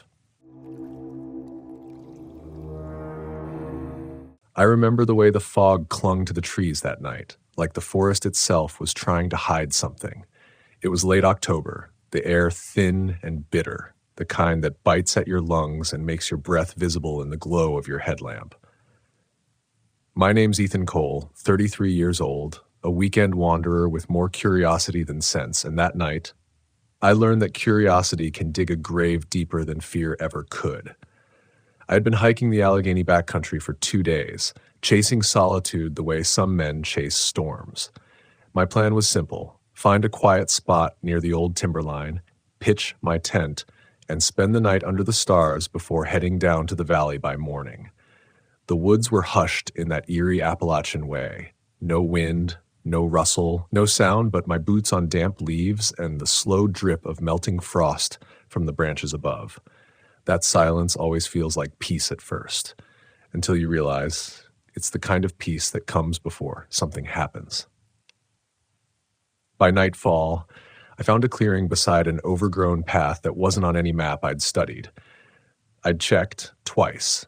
It was wide enough for a small cabin with old stumps surrounding it like broken teeth. I thought about setting up camp there, but something in me hesitated. The ground felt wrong, uneven. It gave slightly under my boots, like something hollow was beneath. But night doesn't wait for your doubts, and the cold was starting to settle deep into my bones. So I pitched the tent, started a small fire, and cooked what little I had left, a packet of instant rice and some jerky. It was quiet enough to hear the firewood crackle and the faint trickle of water somewhere in the dark. Around 10 p.m., I noticed the fog again. It rolled in thick, swallowing the tree line until I couldn't see more than a few feet ahead. The air grew heavy, damp, almost electric. That's when I heard it, a faint creak, somewhere beyond the veil of white. At first I thought it was just a branch shifting in the cold. But then it came again, a low, dragging groan, wood on wood, a door, opening. I killed the fire. Every instinct in me screamed to stay quiet. I knelt by the embers, my heart hammering against my ribs. And through the fog, I saw it, the faintest glow of light. A window, maybe 100 yards away. The cabin. I could have sworn it wasn't there earlier. Most people would have stayed put. But not me. I wish I could say it was bravery that made me move, but it was something else. A strange pull like the woods themselves wanted me to see what was behind that light. I grabbed my flashlight, kept it low, and followed the faint path through the fog. The ground turned muddy, slick with something that smelled like rot. I stepped over fallen logs, brushed through low branches, and then there it was. The cabin stood crooked against the slope, its roof sagging under years of moss and decay. The door hung open, swaying gently in the wind that had finally decided to show up. The light inside flickered, not steady like a bulb, but uneven, like a flame struggling to stay alive. I called out just once. My voice barely made it through the air. No answer. I took a step closer. The smell hit me first. Stale wood, damp earth, and something else. Something metallic, like rusted iron. Inside, the place was nearly empty. One table, 2 chairs, and a small iron stove in the corner. A lantern burned weakly beside a cracked window, its flame dancing low. The walls were carved with markings, deep, uneven scratches running in circles, almost symbols, though I couldn't tell if they were written by a hand or claw. I stepped forward, careful, scanning the floorboards. That's when I heard it. A sound from beneath me. Faint, but unmistakable. Breathing. Slow. Shallow, coming from under the cabin floor. I froze. Every nerve in my body screamed to move, to run, to do something. But I couldn't. I just stood there, flashlight trembling in my hand. The breathing grew louder, heavier, until it turned into something else. A low moan that seemed to vibrate through the boards. Then came the first scream. It tore through the cabin like a knife through bone, raw, human, and filled with something I can't describe. It wasn't pain. It wasn't anger. It was the sound of someone begging without words. I stumbled back, hit the doorframe, and fell into the dirt outside. My light went out. The fog swallowed everything. I scrambled to find my bearings, my tent, anything that wasn't this place. But the woods were different now. Twisted, the path gone. All I could hear was that sound echoing through the trees. I ran. I don't know how far or how long. My lungs burned, and my legs felt like they were moving through water. I didn't stop until I reached a ridge I didn't recognize, the forest stretching below like a black ocean. I turned back only once, and I swear I saw that same weak light still burning in the fog, unmoved, unchanged. The screams had stopped. The silence that followed was worse. I made it through the night by some miracle, curled under a fallen log with my knife in hand, waiting for daylight. When morning came, I retraced my steps. But there was no clearing, no cabin, no sign I had ever been there, just untouched forest and the faint smell of wet ash. Later that week, I told a park ranger what I'd seen. He looked at me for a long moment before saying anything. Then he said quietly, "You must have camped near where the McAllister homestead used to stand." I asked what that meant. He told me the story about a family that vanished up there in 1974. Locals claimed they heard screams in the woods for weeks after. Search teams found the remains of the cabin, but no bodies. Only claw marks. Deep ones. As if someone had tried to dig their way out from beneath the floorboards. That night I didn't sleep. I couldn't. Every time I closed my eyes, I heard that sound again, that scream from beneath the floor. I started reading about the Alleghenies, the old folklore, the things people say dwell deep in those woods. Some say the land remembers what's buried in it. Others believe certain places are cursed, not by spirits, but by memory, by the pain soaked into the soil long after life leaves it. And maybe that's the truth of it. Maybe the cabin was never really gone. Maybe it just waits for fog, for dark, for someone curious enough to follow the light when they should have stayed by the fire. Because I'll tell you this, when I hike now and the night grows still, when the wind dies and the forest holds its breath, I never ignore that silence anymore. I know what waits behind it. And every time the fog begins to rise, I pack my things, douse the fire, and move on. Because somewhere out there, in those hills that never forget, a cabin still stands at 2:18 a.m. And if you listen close enough, you might still hear what it's hiding. I didn't hike for months after that night. Every time I saw a tree line disappear into fog, something inside me recoiled. The woods had always been my sanctuary, a place where the noise of the world faded and I could feel something pure, something true. But after that night, the forest wasn't quiet anymore. It was listening. and I couldn't bear the thought of what might listen back. But time changes things. The mind, when haunted, looks for understanding the way a wound looks for air. So I went back, not to the Alleghenies, not to that ridge, but to another trail miles away near Spruce Knob. The air was thin and sharp, the kind that clears your thoughts if you let it. The first night there, I didn't sleep in a tent. I sat by the fire and listened to the forest breathe. It's strange. Once you've heard a scream in the dark, you never forget the silence that comes after it. It's not peaceful. It's hollow. Like the world itself is holding its breath, waiting to see what you'll do next. And I realized something sitting there, alone with the firelight trembling against the pines. Fear doesn't always come from what's around us. Sometimes it's buried inside us, the parts of ourselves we never face until the woods strip everything else away. Out there, you have no distractions, no noise, no people to tell you who you are. It's just you and what you carry. Maybe that's why I was drawn to that cabin in the first place. Maybe the scream wasn't just from something beneath those floorboards. Maybe it was something inside me, clawing to get out. A memory I'd buried so deep, I didn't even recognize its voice. See, I wasn't just hiking for the thrill back then. I was running. From routine. From a job that made me forget who I was. From a life that felt smaller every year. I told myself the woods would give me freedom, but I was still dragging my ghosts behind me like chains. Out there, there's nowhere to hide them. The forest doesn't care who you are. It only mirrors what you bring. That's the thing people never talk about when they romanticize the wilderness. Nature isn't kind. It's honest, brutally, unflinchingly honest. When you walk deep enough into it, it peels back everything false until all that's left is what's real. Sometimes that truth is beautiful. A sunrise bleeding through the fog, the sound of a stream threading through stones. And sometimes it's unbearable, a scream in the night that reminds you just how fragile it all is. Weeks later, I spoke again with the same ranger who'd told me about the McAllisters. He said people still hear things up there. Not often, but enough. He said the screams usually come right before a storm, right when the fog rolls in.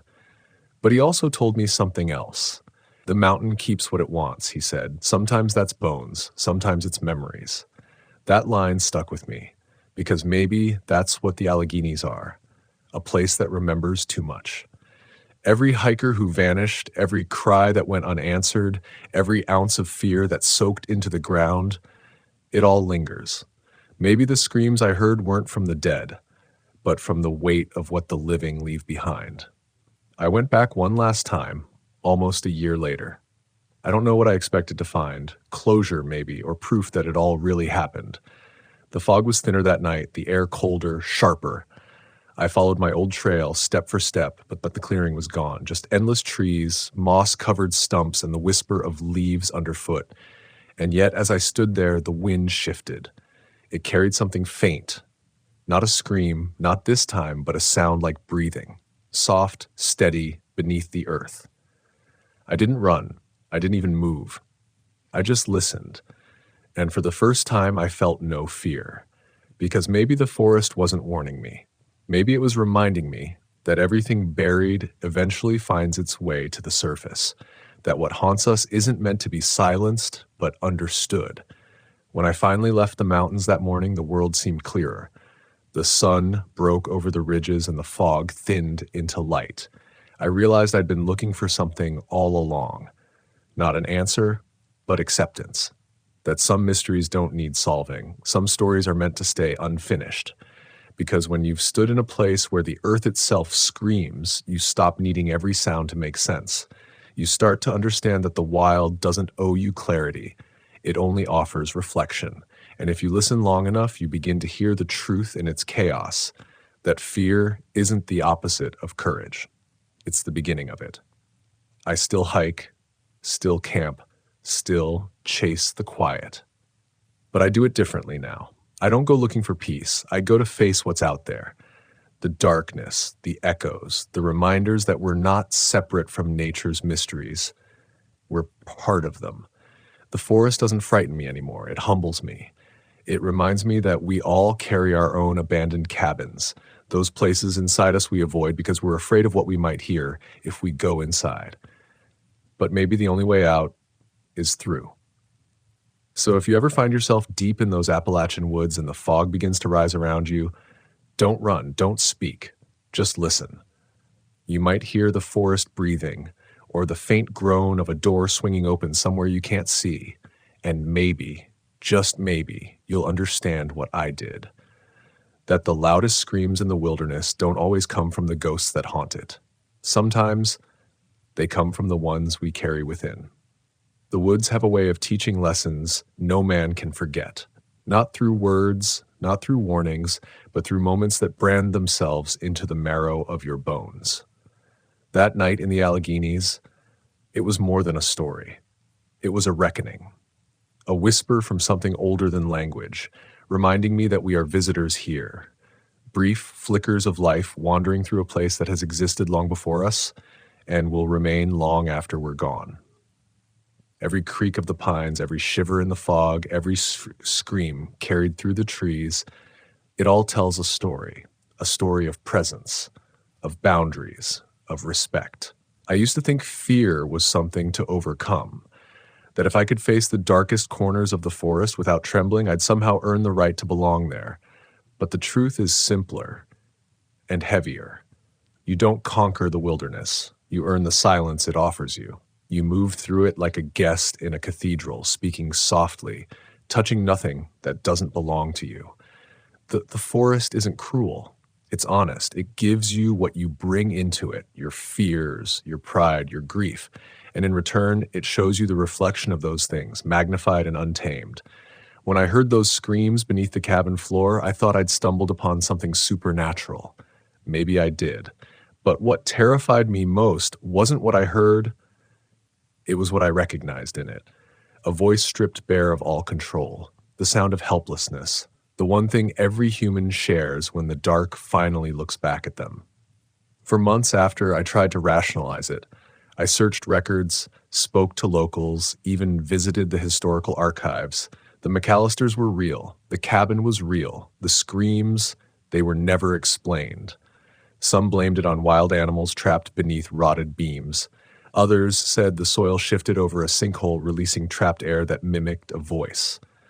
Science has a way of softening things we don't understand, but no theory can explain the feeling of being watched by something ancient, something patient, something that doesn't need to be seen to be known. And that's when I understood the danger of the wild isn't in what hides out there. It's in forgetting that we are not the main characters in its story. The mountain doesn't bend for us. The forest doesn't care about our comfort or our courage. It simply exists. It observes. And sometimes when we push too far, it answers. Not out of malice, but as a reminder. Now, when I camp, I still feel it. That weight, that unseen awareness pressing through the branches. It's not threatening anymore. It's humbling. Because I know now that survival isn't about strength. It's about respect. Every time you light a fire, you're asking permission from a land that remembers the mistakes of those who came before. Every echo that carries through the hollow of night is a warning, not to scare you away, but to keep you awake. And maybe that's what those screams were. Not the cries of something trapped, but the mountain's way of reminding anyone who listens that every trail has a cost, that every whisper of wind and shift of soil carries the memory of those who didn't listen. So if you ever find yourself in the deep spine of the Alleghenies and the air begins to thicken around 2 a.m., listen carefully. You might hear a sound that chills you to the core, something too human to be animal, too lost to be explained. If you do, don't look for it. Don't run. Just stand still and remember this. Some places don't want to be found. Some stories aren't meant to be understood. They're meant to be felt. Because the woods, they don't need to scare you to command your respect. They just need to remind you that you are small. And that somewhere, beneath the roots and the rot, the mountain is still breathing, waiting for the next curious soul who forgets what kind of world they've stepped into.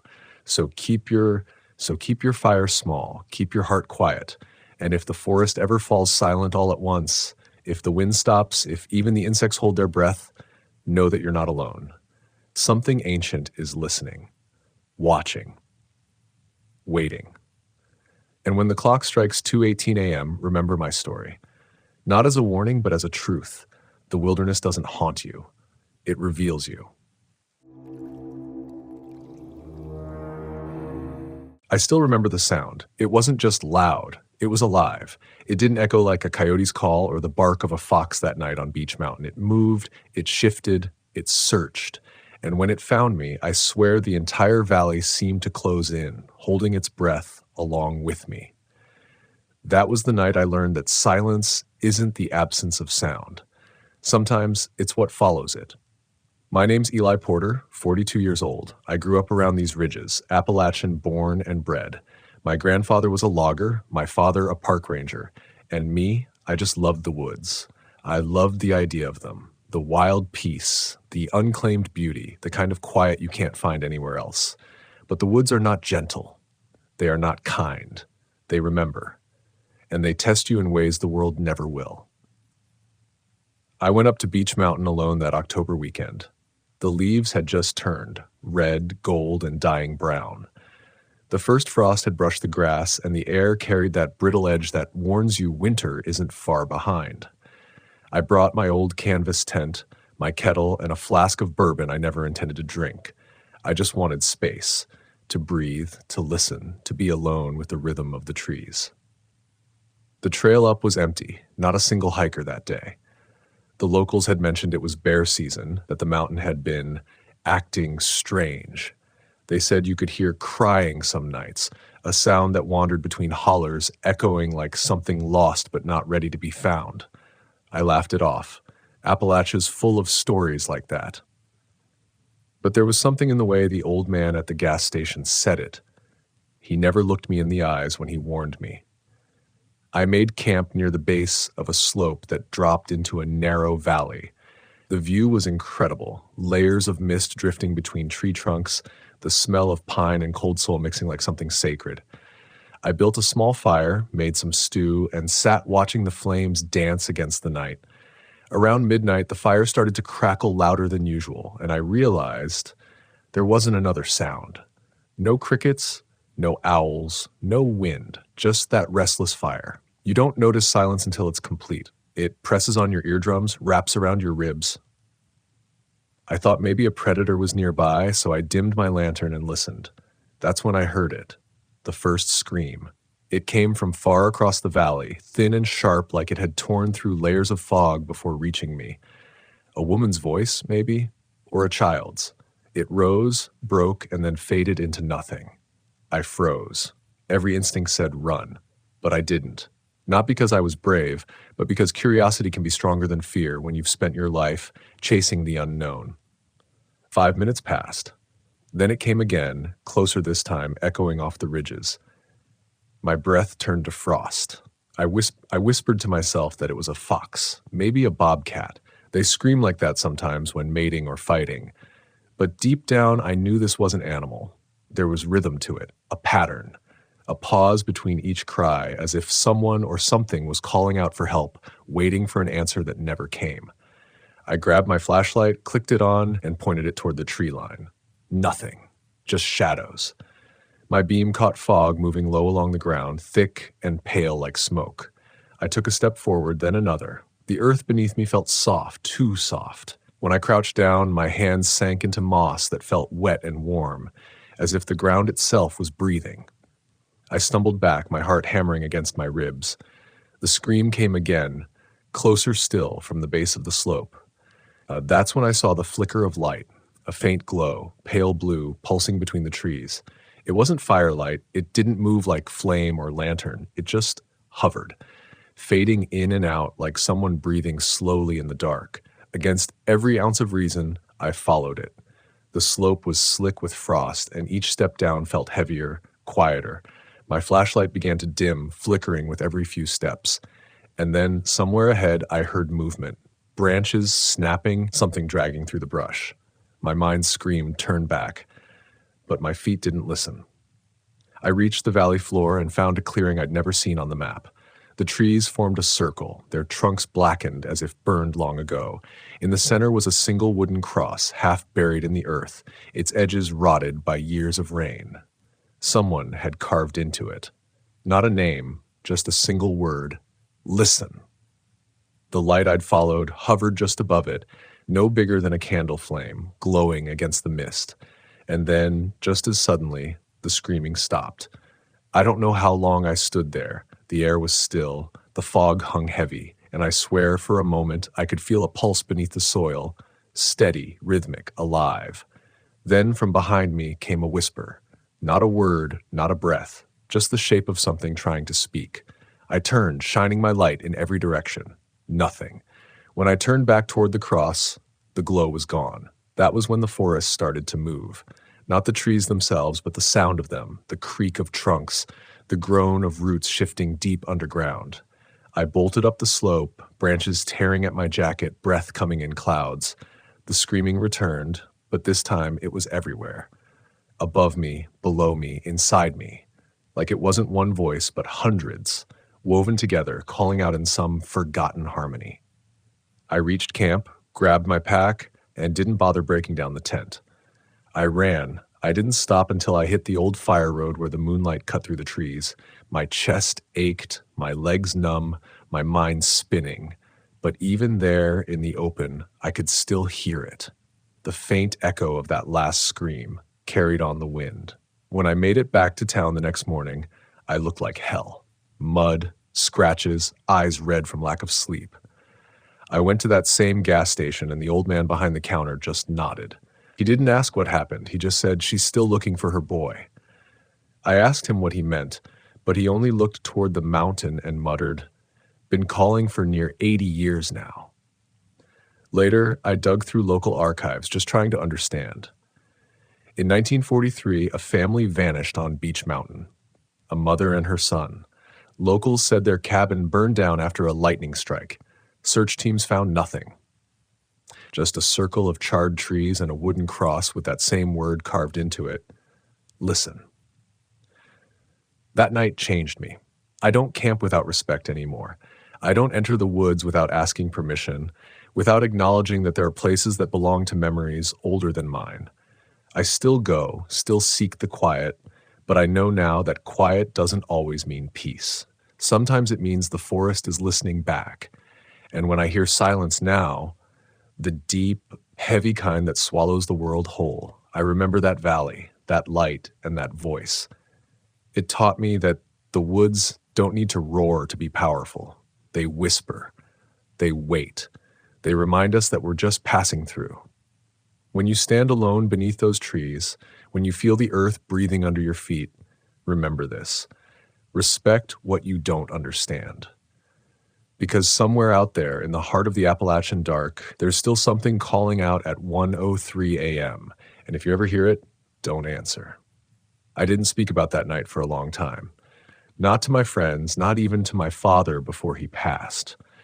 Because how do you explain something that doesn't belong to this world, but also doesn't feel like it came from anywhere else? It wasn't a ghost story. It wasn't a haunting. It was something older, quieter, deeper than that. It was a reminder that this land has a pulse, and sometimes it calls out to see if we're still listening. Weeks later, I went back to Beach Mountain, not to camp, just to stand at the base of the trail.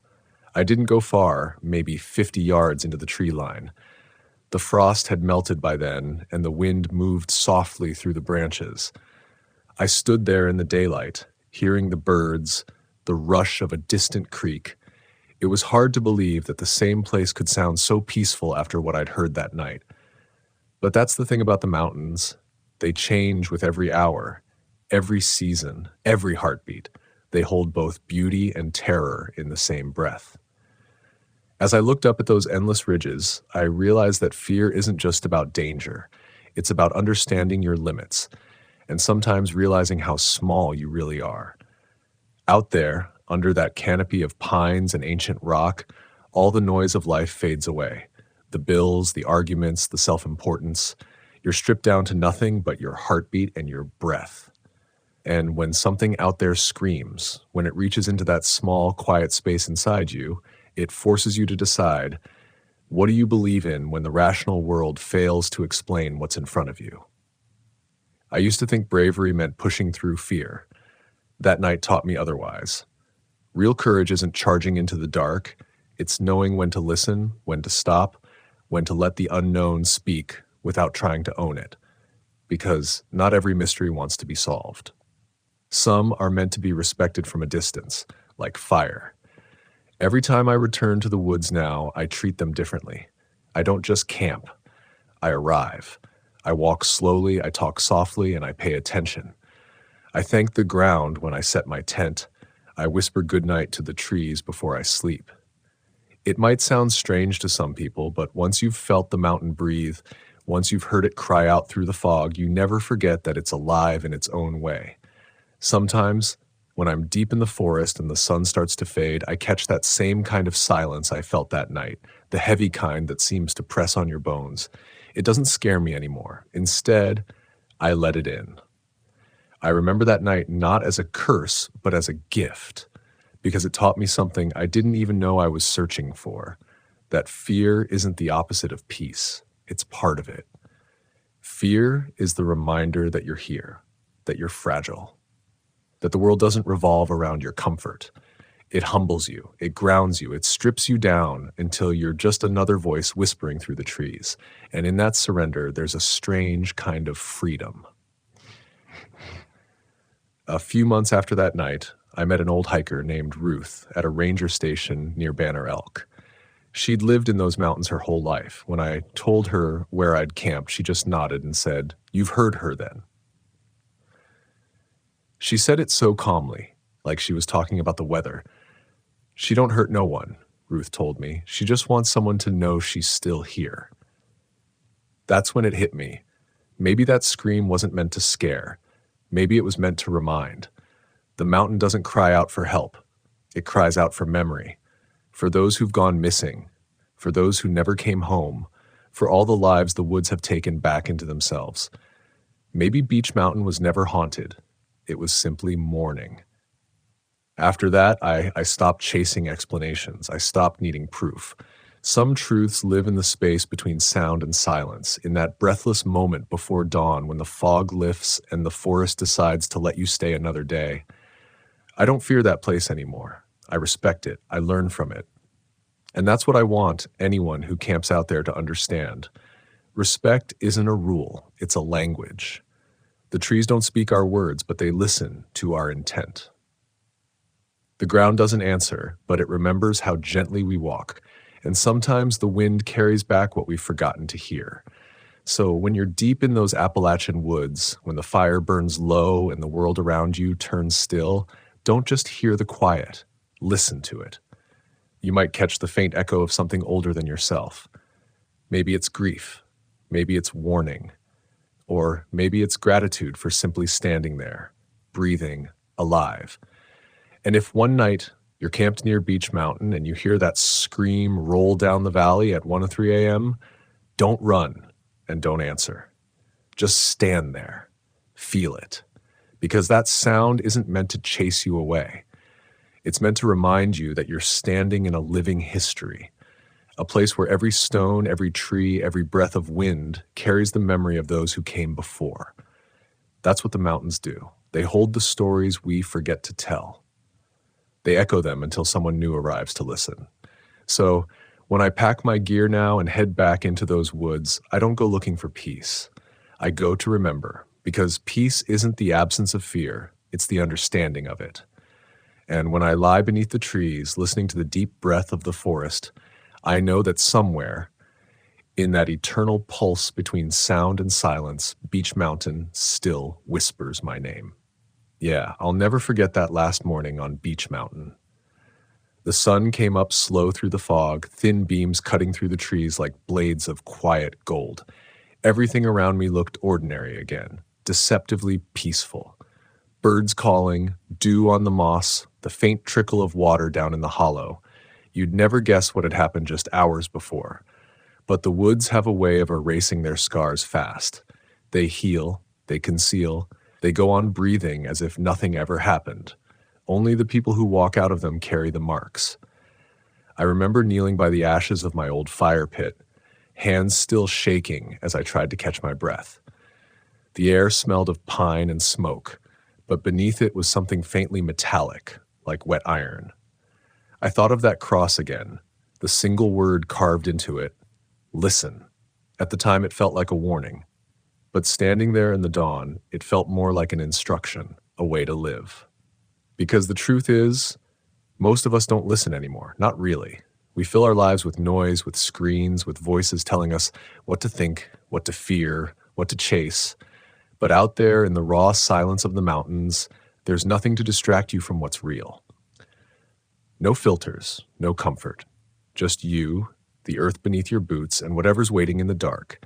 And in that stillness, you start to hear things you never noticed before.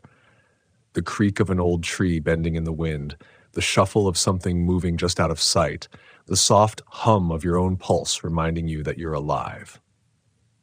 When I got home, I couldn't sleep for nights. I'd close my eyes and hear it again. That layered scream folding through the fog, a sound both human and not. But as time passed, it began to change in my memory. The terror softened. The sound became distant, almost mournful. Like the echo wasn't just from the mountain, but from something inside me I'd ignored too long. You see, I'd gone up there to escape people, to escape noise, to escape the weight of a life that had started to feel too small.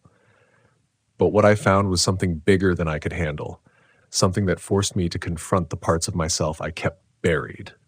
Fear isn't always a warning to run. Sometimes it's the only thing loud enough to wake you up. A few months later, I visited my father's grave. I hadn't been there since the funeral. He was the one who first taught me to camp, to hike, to respect the woods. I sat there for a long time and told him what happened on Beach Mountain, how I'd heard something I couldn't explain, how it scared me, how it humbled me, and how, in some strange way, it brought me peace. When I left the cemetery that day, the world looked different. Colors sharper, air colder, time slower. I started to understand that maybe all of us need our own Beach Mountain moment, something that cracks us open, that reminds us we're part of something larger, something older, something wild. Now, when I tell people about that night, I don't tell it as a ghost story. I tell it as a story about listening, about how the mountain screamed not to frighten me, but to make me remember. Because fear, when you listen to it, becomes understanding. And understanding, that's where wisdom starts. Sometimes when I'm out camping now, I'll sit by the fire long after the flames die low. I'll close my eyes and let the night press against my skin. Every crack of a branch, every sigh of wind, every distant cry of some animal unseen, it all blends into a rhythm, a heartbeat. And somewhere in that rhythm, I feel her voice again. Softer now, almost kind. Maybe she's still searching. Maybe she's finally resting. I don't know. But I do know this. The valley remembers. The trees remember. And if you listen long enough, they'll tell you everything you need to know. So to anyone hearing my voice right now, maybe sitting around your own fire, out there under the stars, listen.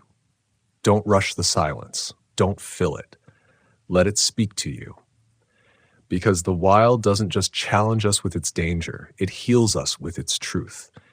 It strips away the noise of the world until all that's left is what matters, your breath, your heart, your place in the story of this earth.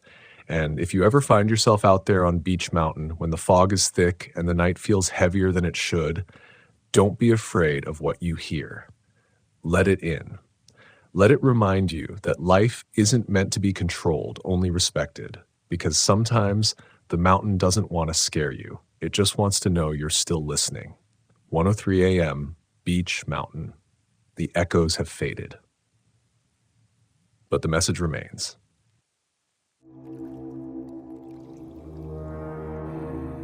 It's strange how silence can be the loudest sound in the woods, the kind that makes your chest tighten, not because of fear exactly, but because you sense the land itself is holding its breath. That's what Yosemite felt like that night. A vast ancient cathedral of stone and pine, quiet as a prayer. My name's Daniel, 41 years old, Been camping most of my life. I've seen bears, storms, and nights so black you could lose your own hand in front of your face. But nothing prepared me for what happened that night in late October, beneath those granite cliffs and whispering trees. I'd come with two friends, both locals from Mariposa, Caleb and Jody. We'd spent the day hiking past Mirror Lake, the light bouncing off the cliffs so bright it made your eyes ache. We found our spot just beyond the official trail, tucked between clusters of sugar pines and red fir. The air was crisp, heavy with the scent of wet earth and campfire smoke. When the sun went down, Yosemite didn't dim softly, it plunged. 1 minute, gold light streaking through the trees. The next, pure darkness swallowing every sound. We weren't the only campers out there that weekend. You could see flickers of other fires, tiny embers glowing like eyes between the trees. Still, our corner of the woods felt isolated. Caleb joked about it, said it was good to be away from the Instagram campers. He wanted the real wilderness, the kind that doesn't come with Wi-Fi or cell signal. I remember laughing, poking the fire with a stick, the flames snapping back at me like angry fingers. We were free out there. Free and small. That's the part people forget about nature. It reminds you how small you really are. It started with a sound. A thin, high whistle that drifted through the trees. We thought it was the wind at first. Yosemite is full of strange noises at night, the creak of trunks, the low moan of air sliding through the valley. But this was different. It wasn't random. It was deliberate. The same pitch, the same pause, over and over. A short two-note call. Wee-oo. Then silence. Wee-oo. Silence again. Caleb froze, his marshmallow half melted on the stick. "You hear that?" he asked. I nodded. Jody turned her head toward the sound, her eyes glinting orange from the firelight. "Probably an owl," she said, but her voice didn't sound convinced. I knew that sound wasn't an owl. It wasn't any bird I'd ever heard. It had rhythm, like it was waiting for something. An answer, maybe. The whistle came again, closer this time. We shone our flashlights into the trees, but the beams hit only fog and pine trunks. The forest was thick, each tree standing like a sentinel. We waited, listening. Nothing. Just that heavy silence again, pressing down on us. Caleb muttered something about going to check it out, but I stopped him. Out there at night, the line between courage and foolishness is paper thin. He shrugged, sat back down, and we tried to laugh it off. By 1:30 a.m., the fire had burned low. We crawled into our tents, zipped them tight. The air outside had that sharp, brittle cold that makes every sound travel farther than it should. I lay there, staring at the fabric ceiling above me, listening to the small human noises of a campsite, Caleb's breathing, Jody shifting in her sleeping bag, the occasional snap from the dying fire. Then came the whistle again. Wee-oo. Longer this time. It was so close I thought it might be just outside the tent. My heart slammed against my ribs. I didn't move. I didn't breathe. I waited for Caleb to say something, to call out a joke, but the other tents stayed silent. The whistle came again, softer now, almost testing. Then another sound joined it, a faint crunch of footsteps moving through the pine needles. Slow, careful, deliberate. Whoever, or whatever it was, knew we were listening. I wanted to believe it was a hiker who'd gotten lost, maybe someone trying to find their group. But why whistle like that? Why not call for help? Why no flashlight, no voice? Just that haunting tune, rising and falling in the dark. I reached for my flashlight, but I didn't turn it on. Through the thin fabric of my tent, I saw movement, just a shadow passing between the trees. Tall, slow-moving. My pulse was racing so fast it made my hands shake. I heard Jody whisper my name, her voice barely audible. I whispered back, "Don't move." For a while, the only sound was the crunch of footsteps circling the campsite, then silence again. The forest went dead still, like every creature had vanished. I counted the seconds in my head, 30, 60, 90. Nothing. Then, just as I started to believe it had gone, the whistle returned. But this time, it came from inside the circle of our campfire ring. I sat up fast, my tent rustling too loudly in the quiet. I flicked the flashlight on and pointed it through the mesh window. Nothing. Just empty ground, the ashes of the fire glowing faintly red. But the whistle came again, right on top of me now. I swear I could feel the vibration of it in my chest. Caleb shouted from his tent, "Who's out there?" No answer. He unzipped his tent and stepped out, the beam of his light cutting through the dark. I saw his shadow move, saw his breath plume white in the air, then he froze. "Guys," he said quietly, "there's something in the trees." I didn't want to look, but I did. Out beyond the fire ring, between two tall pines, stood a shape, human-sized, still as stone. My light caught what looked like the outline of a coat or maybe long hair. I couldn't tell. Then it stepped back, vanishing into the dark. Caleb took a step forward, but the whistle came again, echoing from another direction now, behind us. It was like there were two of them, maybe more. Each whistle answered the other, playing that same pattern. Wee-oo, wee-oo, closer then farther, around us. We didn't sleep after that. We packed up what we could, threw our gear into the truck, and drove straight out of there before dawn. The forest seemed endless on the way down. Mile after mile of trees that all looked the same, like they were watching. When we finally reached the ranger station, Caleb told one of the rangers what happened. The man just stared at us, his face unreadable. Then he said, "You camped near the east side of the valley?" We nodded. He sighed. "You're not the first to hear it. Locals call it the Whistler. Been around for decades. Some say it's just wind patterns in the valley. Others..."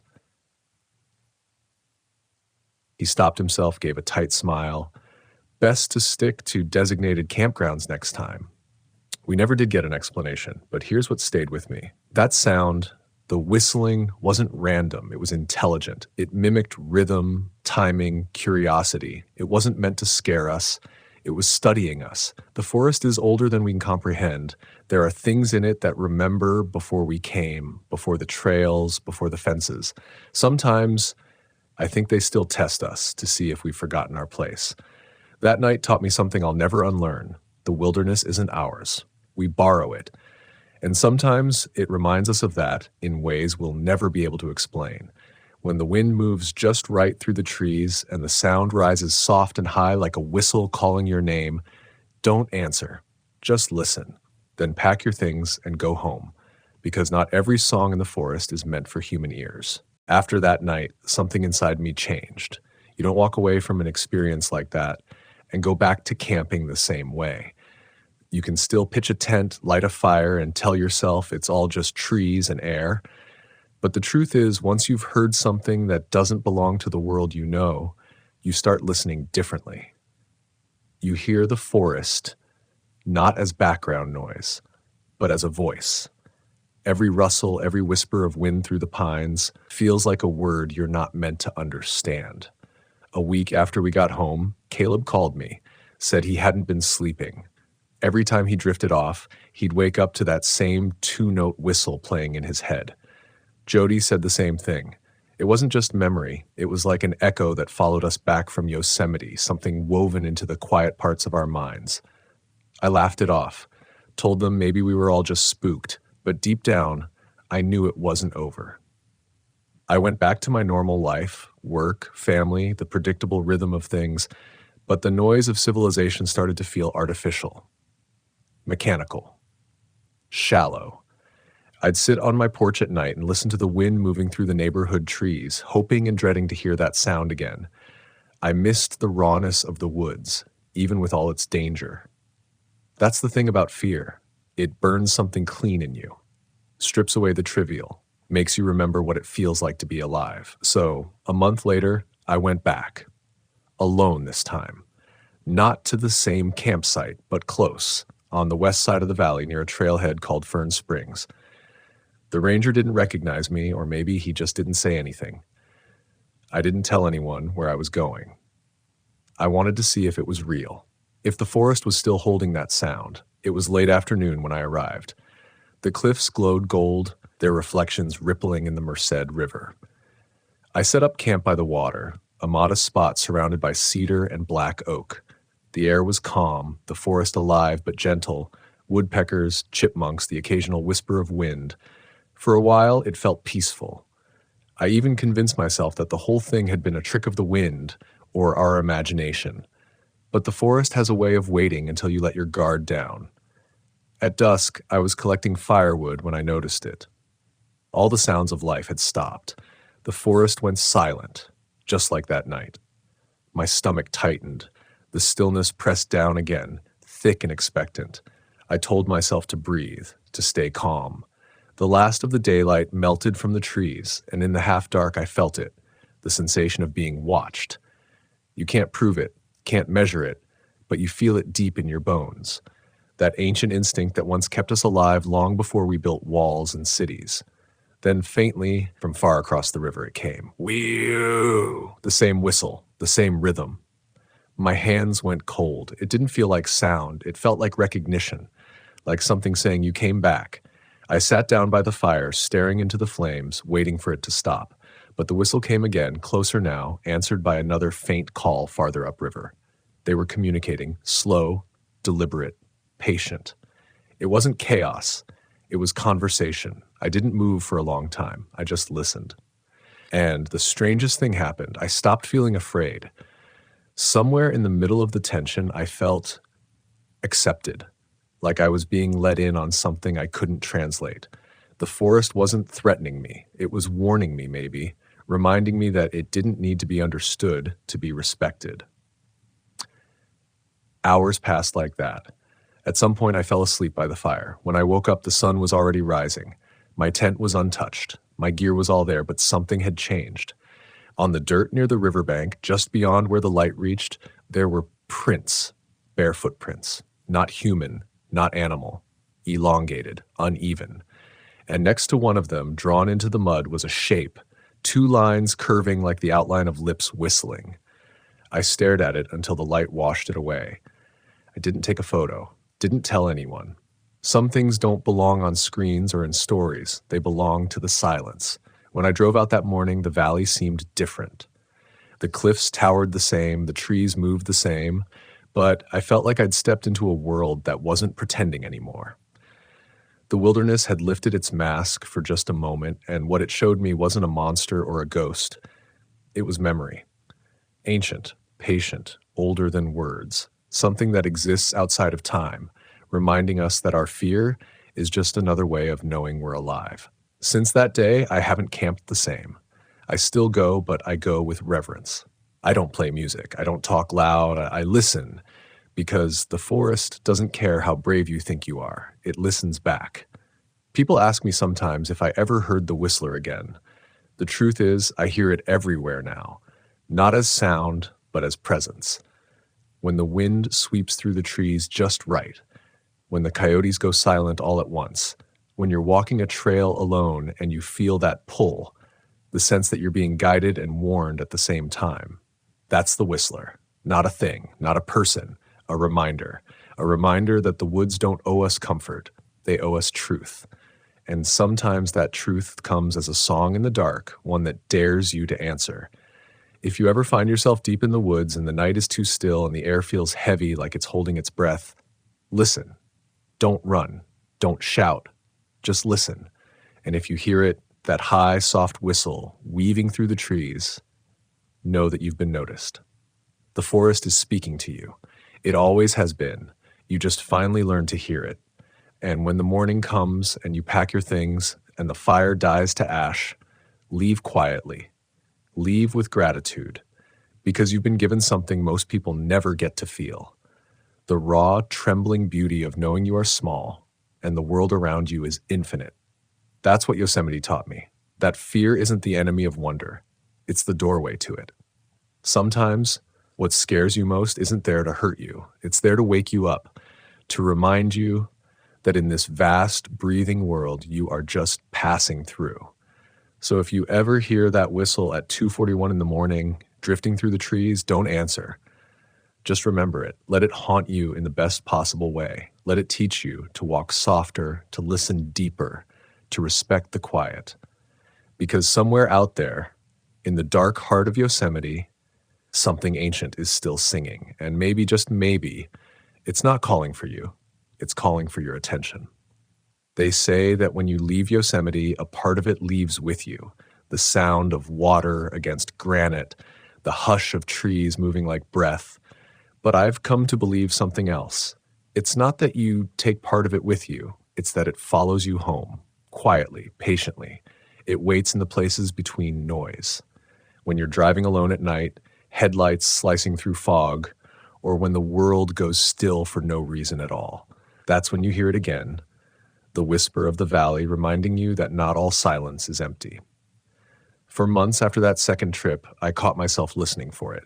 In the hum of the city, the hiss of wind between buildings, even the faint echo of a kettle whistling on the stove. That sound had branded itself into me, not as terror, but as reverence. I started realizing how far removed we've become from the wild. We visit it like tourists in a cathedral, marveling at the stained glass but forgetting to pray.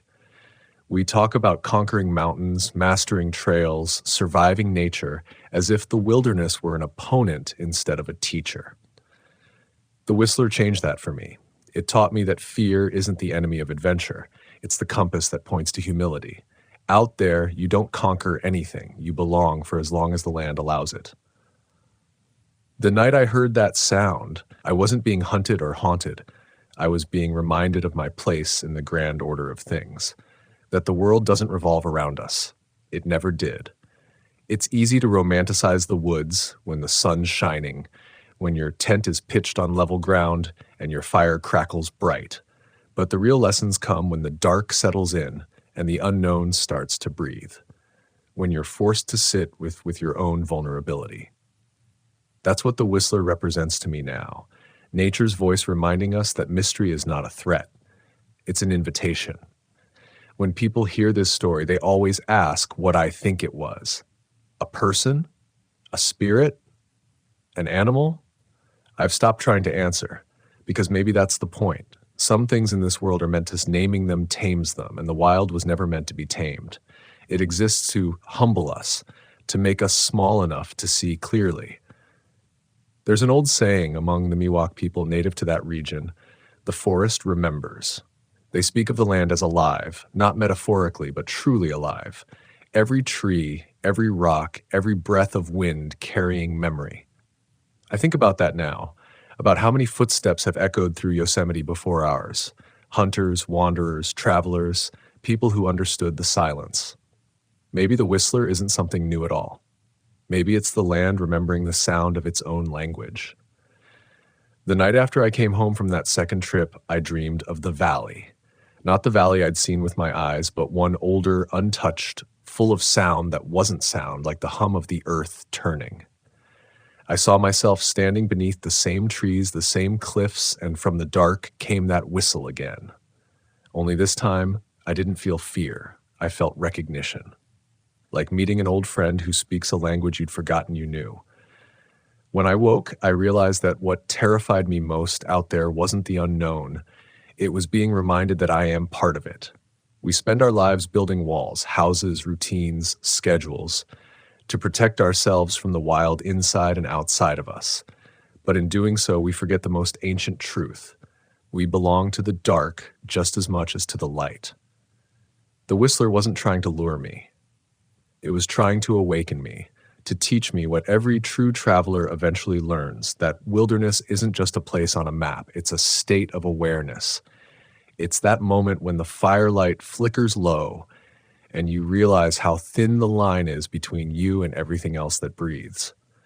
Since then, I've gone back to Yosemite every year, not to chase the sound, but to listen for it in a different way, to feel that pulse again. Some nights I hear it, faint and distant, woven into the wind.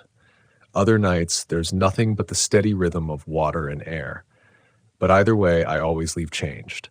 If you ever find yourself in the deep woods alone miles from the nearest voice, remember this.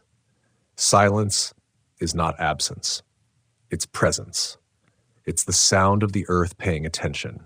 And when something out there decides to answer back, whether it's a whistle, a rustle, or just the stillness itself, don't let your first instinct be fear. Let it be awe. Because fear and awe are the same emotion seen from opposite sides of the flame. The Whistler taught me that not every haunting is meant to frighten you. Some are meant to heal you, to strip away the noise until all that's left is truth. And the truth is, we are guests here, borrowers of a beauty that doesn't belong to us. When you understand that, you stop looking for control and start looking for connection. So the next time you're camping and the fire has died low and the night feels too big for the little circle of light you've built, don't fill it with music or chatter. Let the dark breathe around you. Let it remind you how alive you are. And if by chance you hear that faint whistle drifting through the trees at 2:41 in the morning, smile. You've been noticed. But remember, don't whistle back, because some songs are sacred. Some silences aren't meant to be broken. And somewhere out there, under the same sky that's watched over this earth for 1,000 generations, something ancient still walks between the trees, keeping watch, reminding the restless, the curious, the wanderers like me, that the forest doesn't need to speak your language for you to understand what it's saying. It just needs you to listen. The wind had settled into a cold whisper against my face, carrying with it the sharp, almost metallic scent of the canyon air. My name is Claire. I'm 42, and I have spent the better part of my life chasing quiet corners of the world that feel untouched, places where the earth still remembers the footsteps of the first travelers. That night, I found myself alone at the rim of the Grand Canyon, a place that feels vast enough to swallow your voice whole, where shadows carve themselves into shapes your mind can't fully grasp. I had set up camp in one of the less trafficked overlooks, the kind the park's brochures barely hint at, where the trails are steep, the rocks jagged, and the few hikers who wander there are fleeting, ghost-like presences in the distance. I had always believed that isolation brings clarity, that the silence of the canyon could somehow cleanse the mind of the relentless noise of everyday life. But standing there under a blanket of stars that seemed almost too close, I realized how fragile that belief was. It began as a subtle shift, the kind you notice only when the human ear has nothing else to cling to. At first, I thought it was a reflection of moonlight bouncing off the canyon walls, but there was something deliberate, something alive in the way it moved. A soft slithered along the floor of the valley below, drifting like a lantern carried by invisible hands. My heart hitched. The rational part of my mind screamed fire, campers, some kind of emergency. But there was no smoke, no movement of trees, no distant shouts, only the light ebbing and flowing like it had its own consciousness. I gripped my camera, hoping to catch proof, but even through the lens, it refused to settle, to be pinned down in pixels. I was alone, but I was not isolated. I had come to the canyon thinking I would find solitude, a place to untangle the knots of life I had accumulated over the years. Divorce papers shoved into drawers, the weight of friendships I hadn't nurtured, the haunting silence of nights spent alone. And yet, as the glow moved deeper into the canyon, I realized that solitude has a language of its own. The canyon seemed to speak through it, a kind of quiet warning, a riddle wrapped in light. I debated what to do. I could retreat to my tent, feign sleep, convince myself that the glow was nothing more than some trick of the atmosphere. But something in me refused. There was a compulsion, a pull toward understanding. I descended to the edge, careful with each step, that listening to the crunch of rock underfoot and the occasional whisper of wind through the pinyon pines. By the time I reached a ledge that offered a clearer view, the glow had changed again, now pulsing faintly, like a heartbeat. I knew enough about human psychology to recognize the irrationality creeping in, the primal fear that comes from being watched, from seeing movement in a place where movement should not exist. But the fear was not paralyzing. It was precise, like a blade that demanded attention without cutting. And in that moment, I realized the true emotional dilemma. The conflict wasn't with the glow itself, it was with my own mind. I had to confront the boundaries of reason and imagination, the thin line between caution and courage. I stood there, breath shallow, trying to piece together what could account for it. My camping experience had taught me to trust the land, to respect its rules. In my years hiking the Appalachian ridges and wandering the forests of the Smokies, I had learned that the woods offer lessons in patience and observation. Listen to the trees, the animals, the shifting clouds. But the canyon was different. Here, lessons came wrapped in uncertainty, in shapes that defied expectation. The glow drifted again, closer now, and I realized it wasn't uniform. It wavered, split briefly into multiple smaller lights, as though it were testing me, gauging my response. My instinct screamed for retreat, yet some deeper instinct, one tied to curiosity, to the need for story, for truth, kept me rooted. I raised my camera and filmed, not for proof, but as an anchor to my own courage. Minutes stretched into something unquantifiable. I had read accounts of bioluminescent creatures, of rare atmospheric phenomena that could refract light in impossible ways, but nothing could explain the intelligence in the movement. And then came the sound, faint but undeniable, a low, rhythmic hum, almost like the echo of wind through stone, but too structured to be natural. It resonated inside my chest, vibrating through my bones, pulling me closer to a primal understanding of being watched. I realized that I was participating in something older than any of my measured experiences, a moment that existed outside my usual definitions of reality. Fear was no longer the dominant emotion.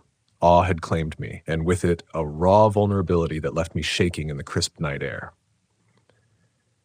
I sat down on a rock, camera balanced on my knees, trying to reconcile what I saw with what I knew. That is when the narrative shifted. I noticed shadows stretching across the canyon floor, shadows that didn't belong to any rock or tree. And though the light had softened, it now seemed aware, as if it had recognized my hesitation and was responding in kind. The hum thickened into pulses, and I understood, in a way that was more felt than thought, that this experience was a confrontation with limits, the limits of perception, of courage, of understanding. It was a test of presence. The canyon, in all its grandeur and mystery, was teaching me that fear is not merely to be avoided. It is to be acknowledged, explored, and integrated. Hours passed without time feeling real. The glow eventually retreated, drifting further into the canyon until it vanished altogether, leaving only the silvered outline of cliffs and the steady whisper of wind. I stayed on that ledge long after it disappeared, breathing in the cold, dry air, feeling the ache of tension leaving my body. When I finally returned to my tent, I carried with me a sense of humility, a recognition that the wilderness does not exist for our control, and that every encounter, strange, terrifying, or inexplicable, is an opportunity to confront ourselves. That night, sleep came in fragments, punctuated by the memory of light moving like consciousness itself.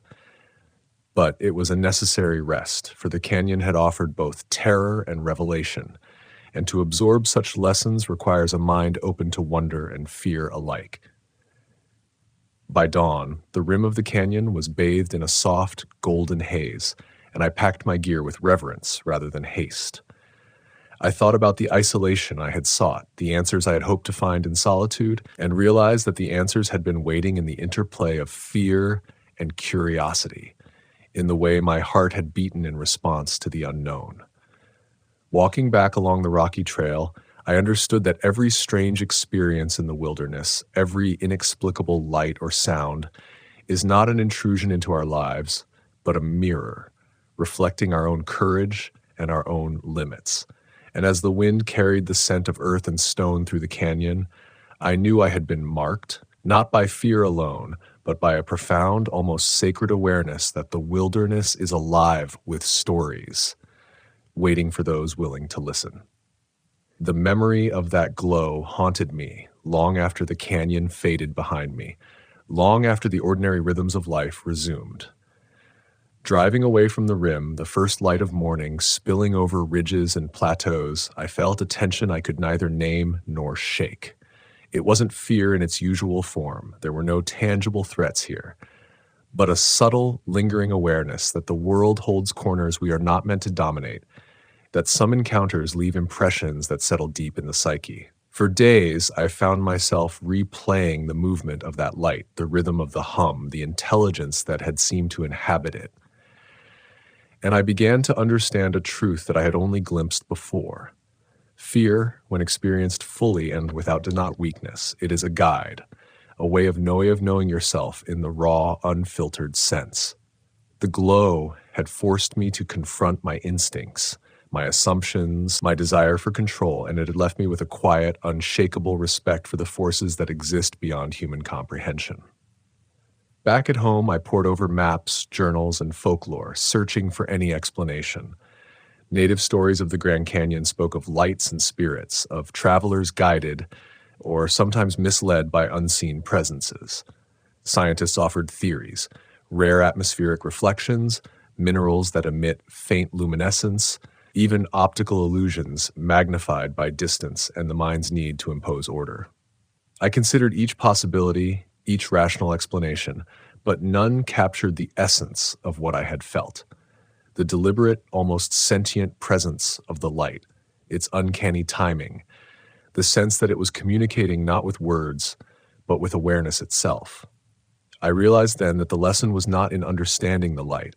It was in inhabiting the moment, in acknowledging the vulnerability and clarity that come from standing on the edge of what you cannot name. The days following the trip were quiet, almost painfully ordinary. My friends asked about the canyon, about my camping trip, expecting adventure stories with predictable arcs. A hiker lost and found, a storm weathered, a sunset admired.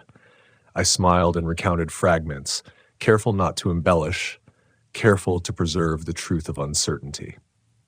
It was a delicate balance, honesty that did not dilute the emotional intensity, narrative that did not demand validation. At night, however, when the world was still and my mind wandered, I could see the glow again. It was always there, not in form, but in memory. A living pulse that reminded me of the moments when the boundary between reality and possibility thinned, when courage and curiosity intertwined in a way that reshaped my sense of self. I returned to camping not to chase the light, but to cultivate the same openness it had demanded. Appalachian trails, misted ridges, the dense forests where sunlight broke through in fractured patterns, these became laboratories for observation, arenas where I tested my awareness and patience. The lessons of the Grand Canyon, the patience to wait, the humility to watch, the courage to move forward despite uncertainty, were my constant companions. Every crackling fire, every whisper of wind in pine needles, every shadow stretching across a valley floor reminded me that fear is not a signal to flee, but a doorway to deeper perception. I began to journal each trip meticulously, noting not only what I saw, but what I felt, the internal responses that often escaped conventional description. And yet, there was a transformation beyond technique or skill. The experience had imprinted a psychological shift, subtle but irreversible. I noticed the way I approached decision-making, the way I sensed potential danger without rushing to dismiss it. In moments of quiet tension, the creak of a branch at night, the distant howl of an animal, I could feel the echo of that glowing presence, a template for attuning to the wilderness on its own terms. It was a reminder that life, like the canyon, is vast, often incomprehensible, and filled with phenomena that test our understanding. Fear and awe coexist. The measure of a true camper, a true observer, is not in avoiding that tension, but in integrating it, in allowing it to inform every step forward.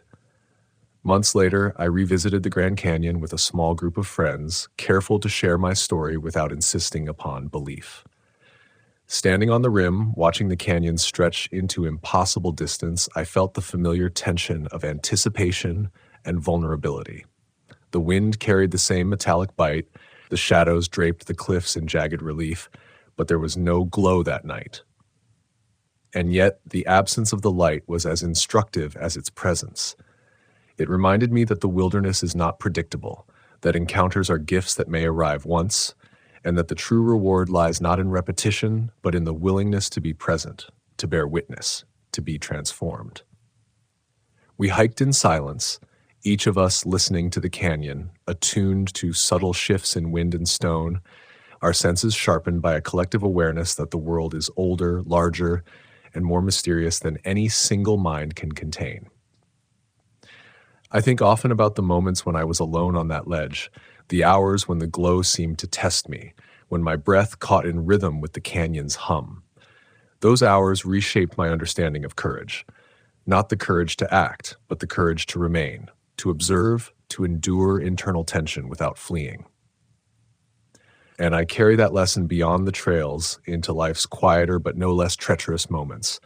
The unexpected challenge at work, the sudden rupture in a relationship, the subtle but persistent fear of the unknown. The glow is a touchstone for embracing uncertainty, for finding clarity, not through control but through attentive presence, for transforming fear into insight without diminishing its potency. As I pack my gear and prepare for the next adventure, I know that the canyon, the light, the rhythm of that night, they are inseparable from who I have become.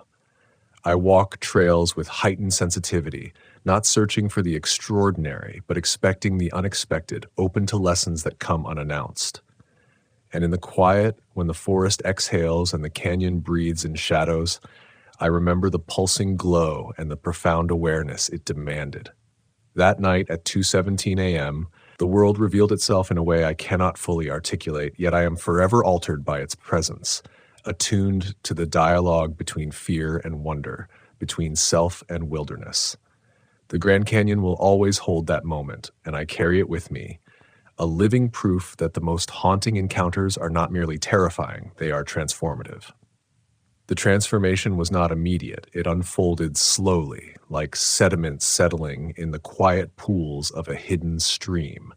In the weeks that followed, I noticed subtle shifts in the way I perceived the world around me. Ordinary nights felt sharper, the hush of the wind in my backyard reminding me of the canyon's pulse. Shadows took on a richer depth, and I found myself attuned to the slightest deviations in light or sound. The imperceptible movements that speak to a mind willing to pay attention. I realized that the glow had been less about the canyon itself and more about the dialogue it forced between my instincts and my intellect, my fear and my curiosity. It demanded a presence I had rarely exercised, a kind of vigilant receptivity, and in cultivating it, I discovered a clarity that had been absent from much of my life. Even when I returned to the routines of daily existence, the lesson persisted. Emails and errands and the hum of city streets carried their own pressures, but beneath it all, I moved with a consciousness informed by that night. I no longer dismissed the quiet alarms of intuition, a sudden pause in conversation, a vague unease in a crowded room, the small but insistent feeling that something requires attention. All of these resonated with the memory of standing on that rim, watching a light that refused to be tamed. And though the Grand Canyon is a world apart from these mundane rhythms, the internal echo of that encounter had imprinted itself across every aspect of my awareness. I had been taught in the most visceral and uncompromising way that vigilance, courage, and openness to the unknown are not merely wilderness skills, they are life skills. Months later, I returned once more to a remote trail in the Appalachians, a place where the mist clings to the pines and the path narrows until it feels carved by memory rather than intention. The mountains are quieter than the canyon, less vast. But the lesson is the same. Pay attention, respect the land, and remain open to what cannot be explained. I set up my camp near a creek whose waters murmur like a private language, and as night fell, I lit a small fire and let its warmth seep into my hands. In the flickering glow, I felt the weight of all my past encounters. The Appalachian storms, the midnight shadows of the Smokies, and the Grand Canyon light that had haunted me for months. Each had taught me that fear is not the enemy, that uncertainty is a teacher, and that solitude, when approached with respect, is not loneliness, but communion. That night, as the fire crackled and the stars wheeled overhead, I realized that transformation is not a single moment of revelation, but a series of convergences, memory, reflection, and presence coalescing into a new self-awareness. The glow from the canyon, pulsing in the deep shadows, had become a touchstone, a reminder that the world contains mysteries too large to fully contain, and that true courage is measured not by action alone, but by the willingness to confront the unknown with attention, respect, and an open heart. I felt gratitude, not the easy, perfunctory kind, but a gratitude that hums in the chest and lingers in the marrow, a recognition that I had been given a glimpse into the profound intelligence of the natural world. In the end, the lessons of the canyon and the glow are inseparable from the practice of being fully alive. Hiking through dense woods, navigating ridges in mist, camping where trails vanish into obscurity, I carry the memory as a living presence, shaping my choices and my awareness. Fear is no longer a signal to retreat. It is a guide, a companion that illuminates the path when the ordinary markers fail. I have learned to honor it, to observe its patterns, to allow it to sharpen my senses without allowing it to paralyze. Each rustle of leaves, each distant animal cry, each glint of light and shadow becomes a moment of reflection, a reminder of that night when the Grand Canyon revealed its quiet, otherworldly intelligence. The transformation is subtle, cumulative, profound. Life, I have come to see, is a series of encounters with the unknown. Some are gentle, some startling, some fleeting, some permanent.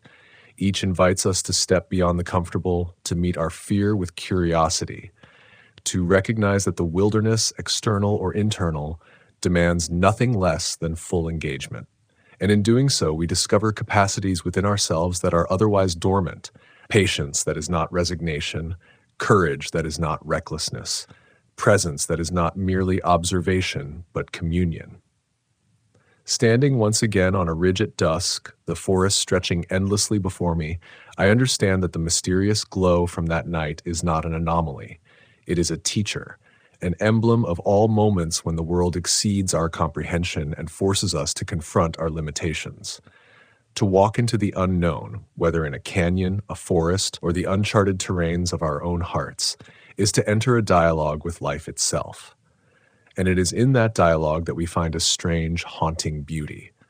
The knowledge that fear and wonder are inseparable, that every shadow holds a lesson, and that courage is not the absence of fear, but the mastery of attention, the willingness to remain present when all instinct urges flight. I leave each trail, each camp, each quiet ridge with a sense of humility and exhilaration intertwined. The wilderness has a voice, a rhythm, a presence that cannot be owned or tamed, only listened to and honored. And when I close my eyes at night, the echo of that light moving with intent through the Grand Canyon remains vivid, a pulse that reminds me that life is most alive at the edges of understanding, that the heart beats strongest when it acknowledges the unknown, and that the deepest transformations come not from comfort, but from the courage to witness the extraordinary, even when it defies explanation. In that awareness, I am never truly alone.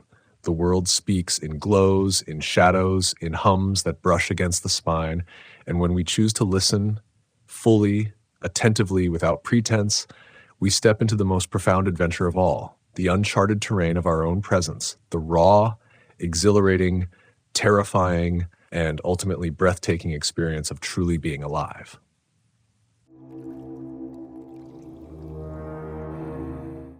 I woke up before dawn, the air in Banff National Park still sharp and cold, each breath cutting through the silence like a knife. My name is Emily, I'm 42, and I've been wandering the woods for most of my adult life, chasing the quiet moments where the world feels suspended, where the forest itself whispers truths we seldom hear. This morning, I had set out earlier than usual, my boots crunching over frost-hardened leaves, the weight of my pack pressing down on my shoulders as though it carried not just supplies, but memories of every mistake I'd ever made on the trail. I had wanted solitude, the kind that only comes when the sun hasn't yet touched the peaks, when even the birds hesitate to stir. What I found instead was something entirely different, something that would unsettle me in ways I didn't yet understand. The trail I'd chosen was rarely traveled, a narrow path that twisted through stands of black spruce and lodgepole pine, where the canopy allowed only shards of pale morning light to touch the ground. I walked with deliberate steps, the rhythm of my heartbeat syncing with the muffled tapping of branches under frost, until the smell hit me first. It was faint but unmistakable: decay, dust, the iron tang of old blood. The forest had secrets, I knew that. I had felt them many times, like the tremor of something alive just out of sight. But this was different. There was a stillness here that pressed against my chest, a quiet so absolute it made the air feel solid. And then I saw it. The campsite. It was abandoned, but not in the ordinary way. There were no tents pitched neatly, no traces of recent human laughter.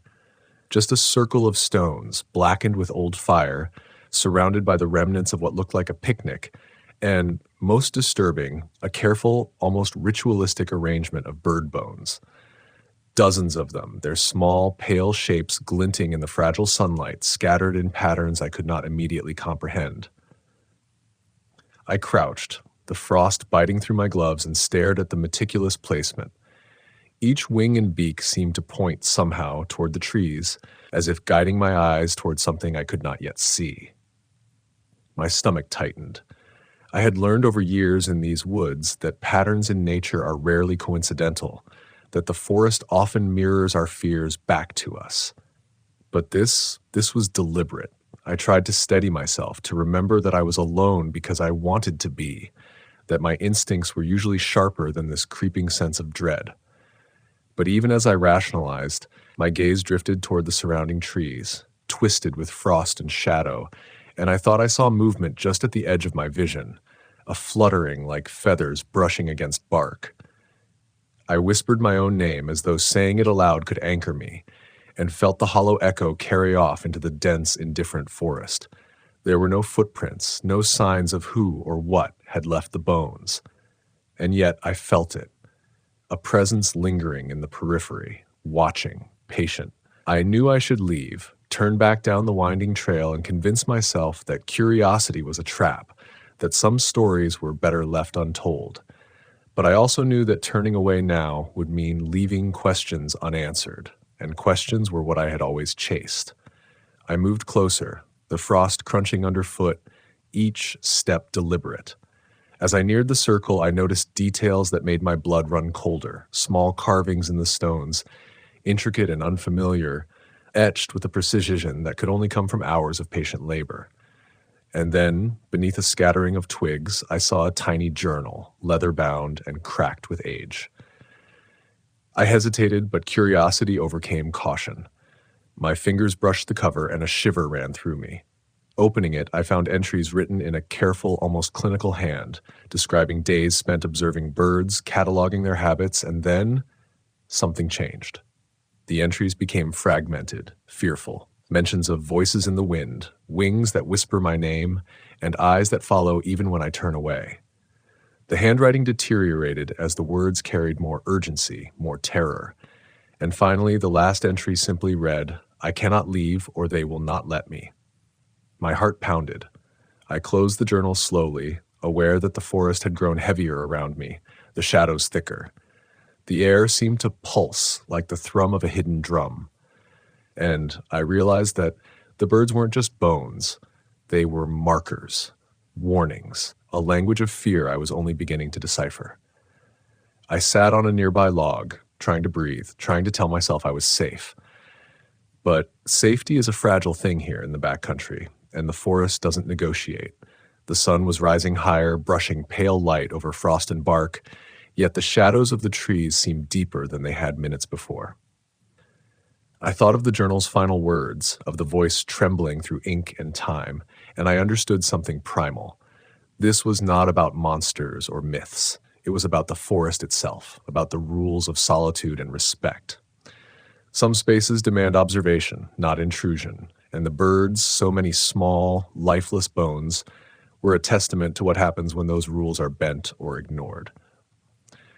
I packed my own journal and pen, leaving the old one carefully beneath the twigs, a silent promise that I would not disturb it again. But as I stood, I felt the weight of eyes, imagined or real, following me through the trees. I began the long walk back down the trail, each step deliberate, conscious of the frost and the silence, aware that the forest had left a mark on me as indelibly as it had on the writer of that journal. The bones, the carvings, the whisper of wings through invisible currents, they were warnings, yes, but also lessons. That curiosity, tempered with respect, could reveal truths, and that fear, when confronted, could teach more than comfort ever would. By the time I reached the edge of the park where the trail opened onto a sun-drenched meadow, I realized I had been walking for hours without realizing it. My hands were stiff from the cold. my face stung from wind, and my heart still raced from the encounter I could neither fully understand nor completely explain. I thought of the birds, of the careful arrangements, of the desperation inked in faded pages. And in that moment, I understood the true measure of wilderness. It is a teacher, relentless and impartial, offering clarity in the form of challenge, fear, and revelation. I never spoke of that campsite to anyone, and yet I return in memory over and over like the echo of a half-remembered dream. Every time I enter the woods, I carry with me the weight of what I learned there. That even in silence, even in beauty, there is vigilance. That the forest is alive in ways that cannot always be rationalized. That the line between curiosity and intrusion is thinner than we imagine.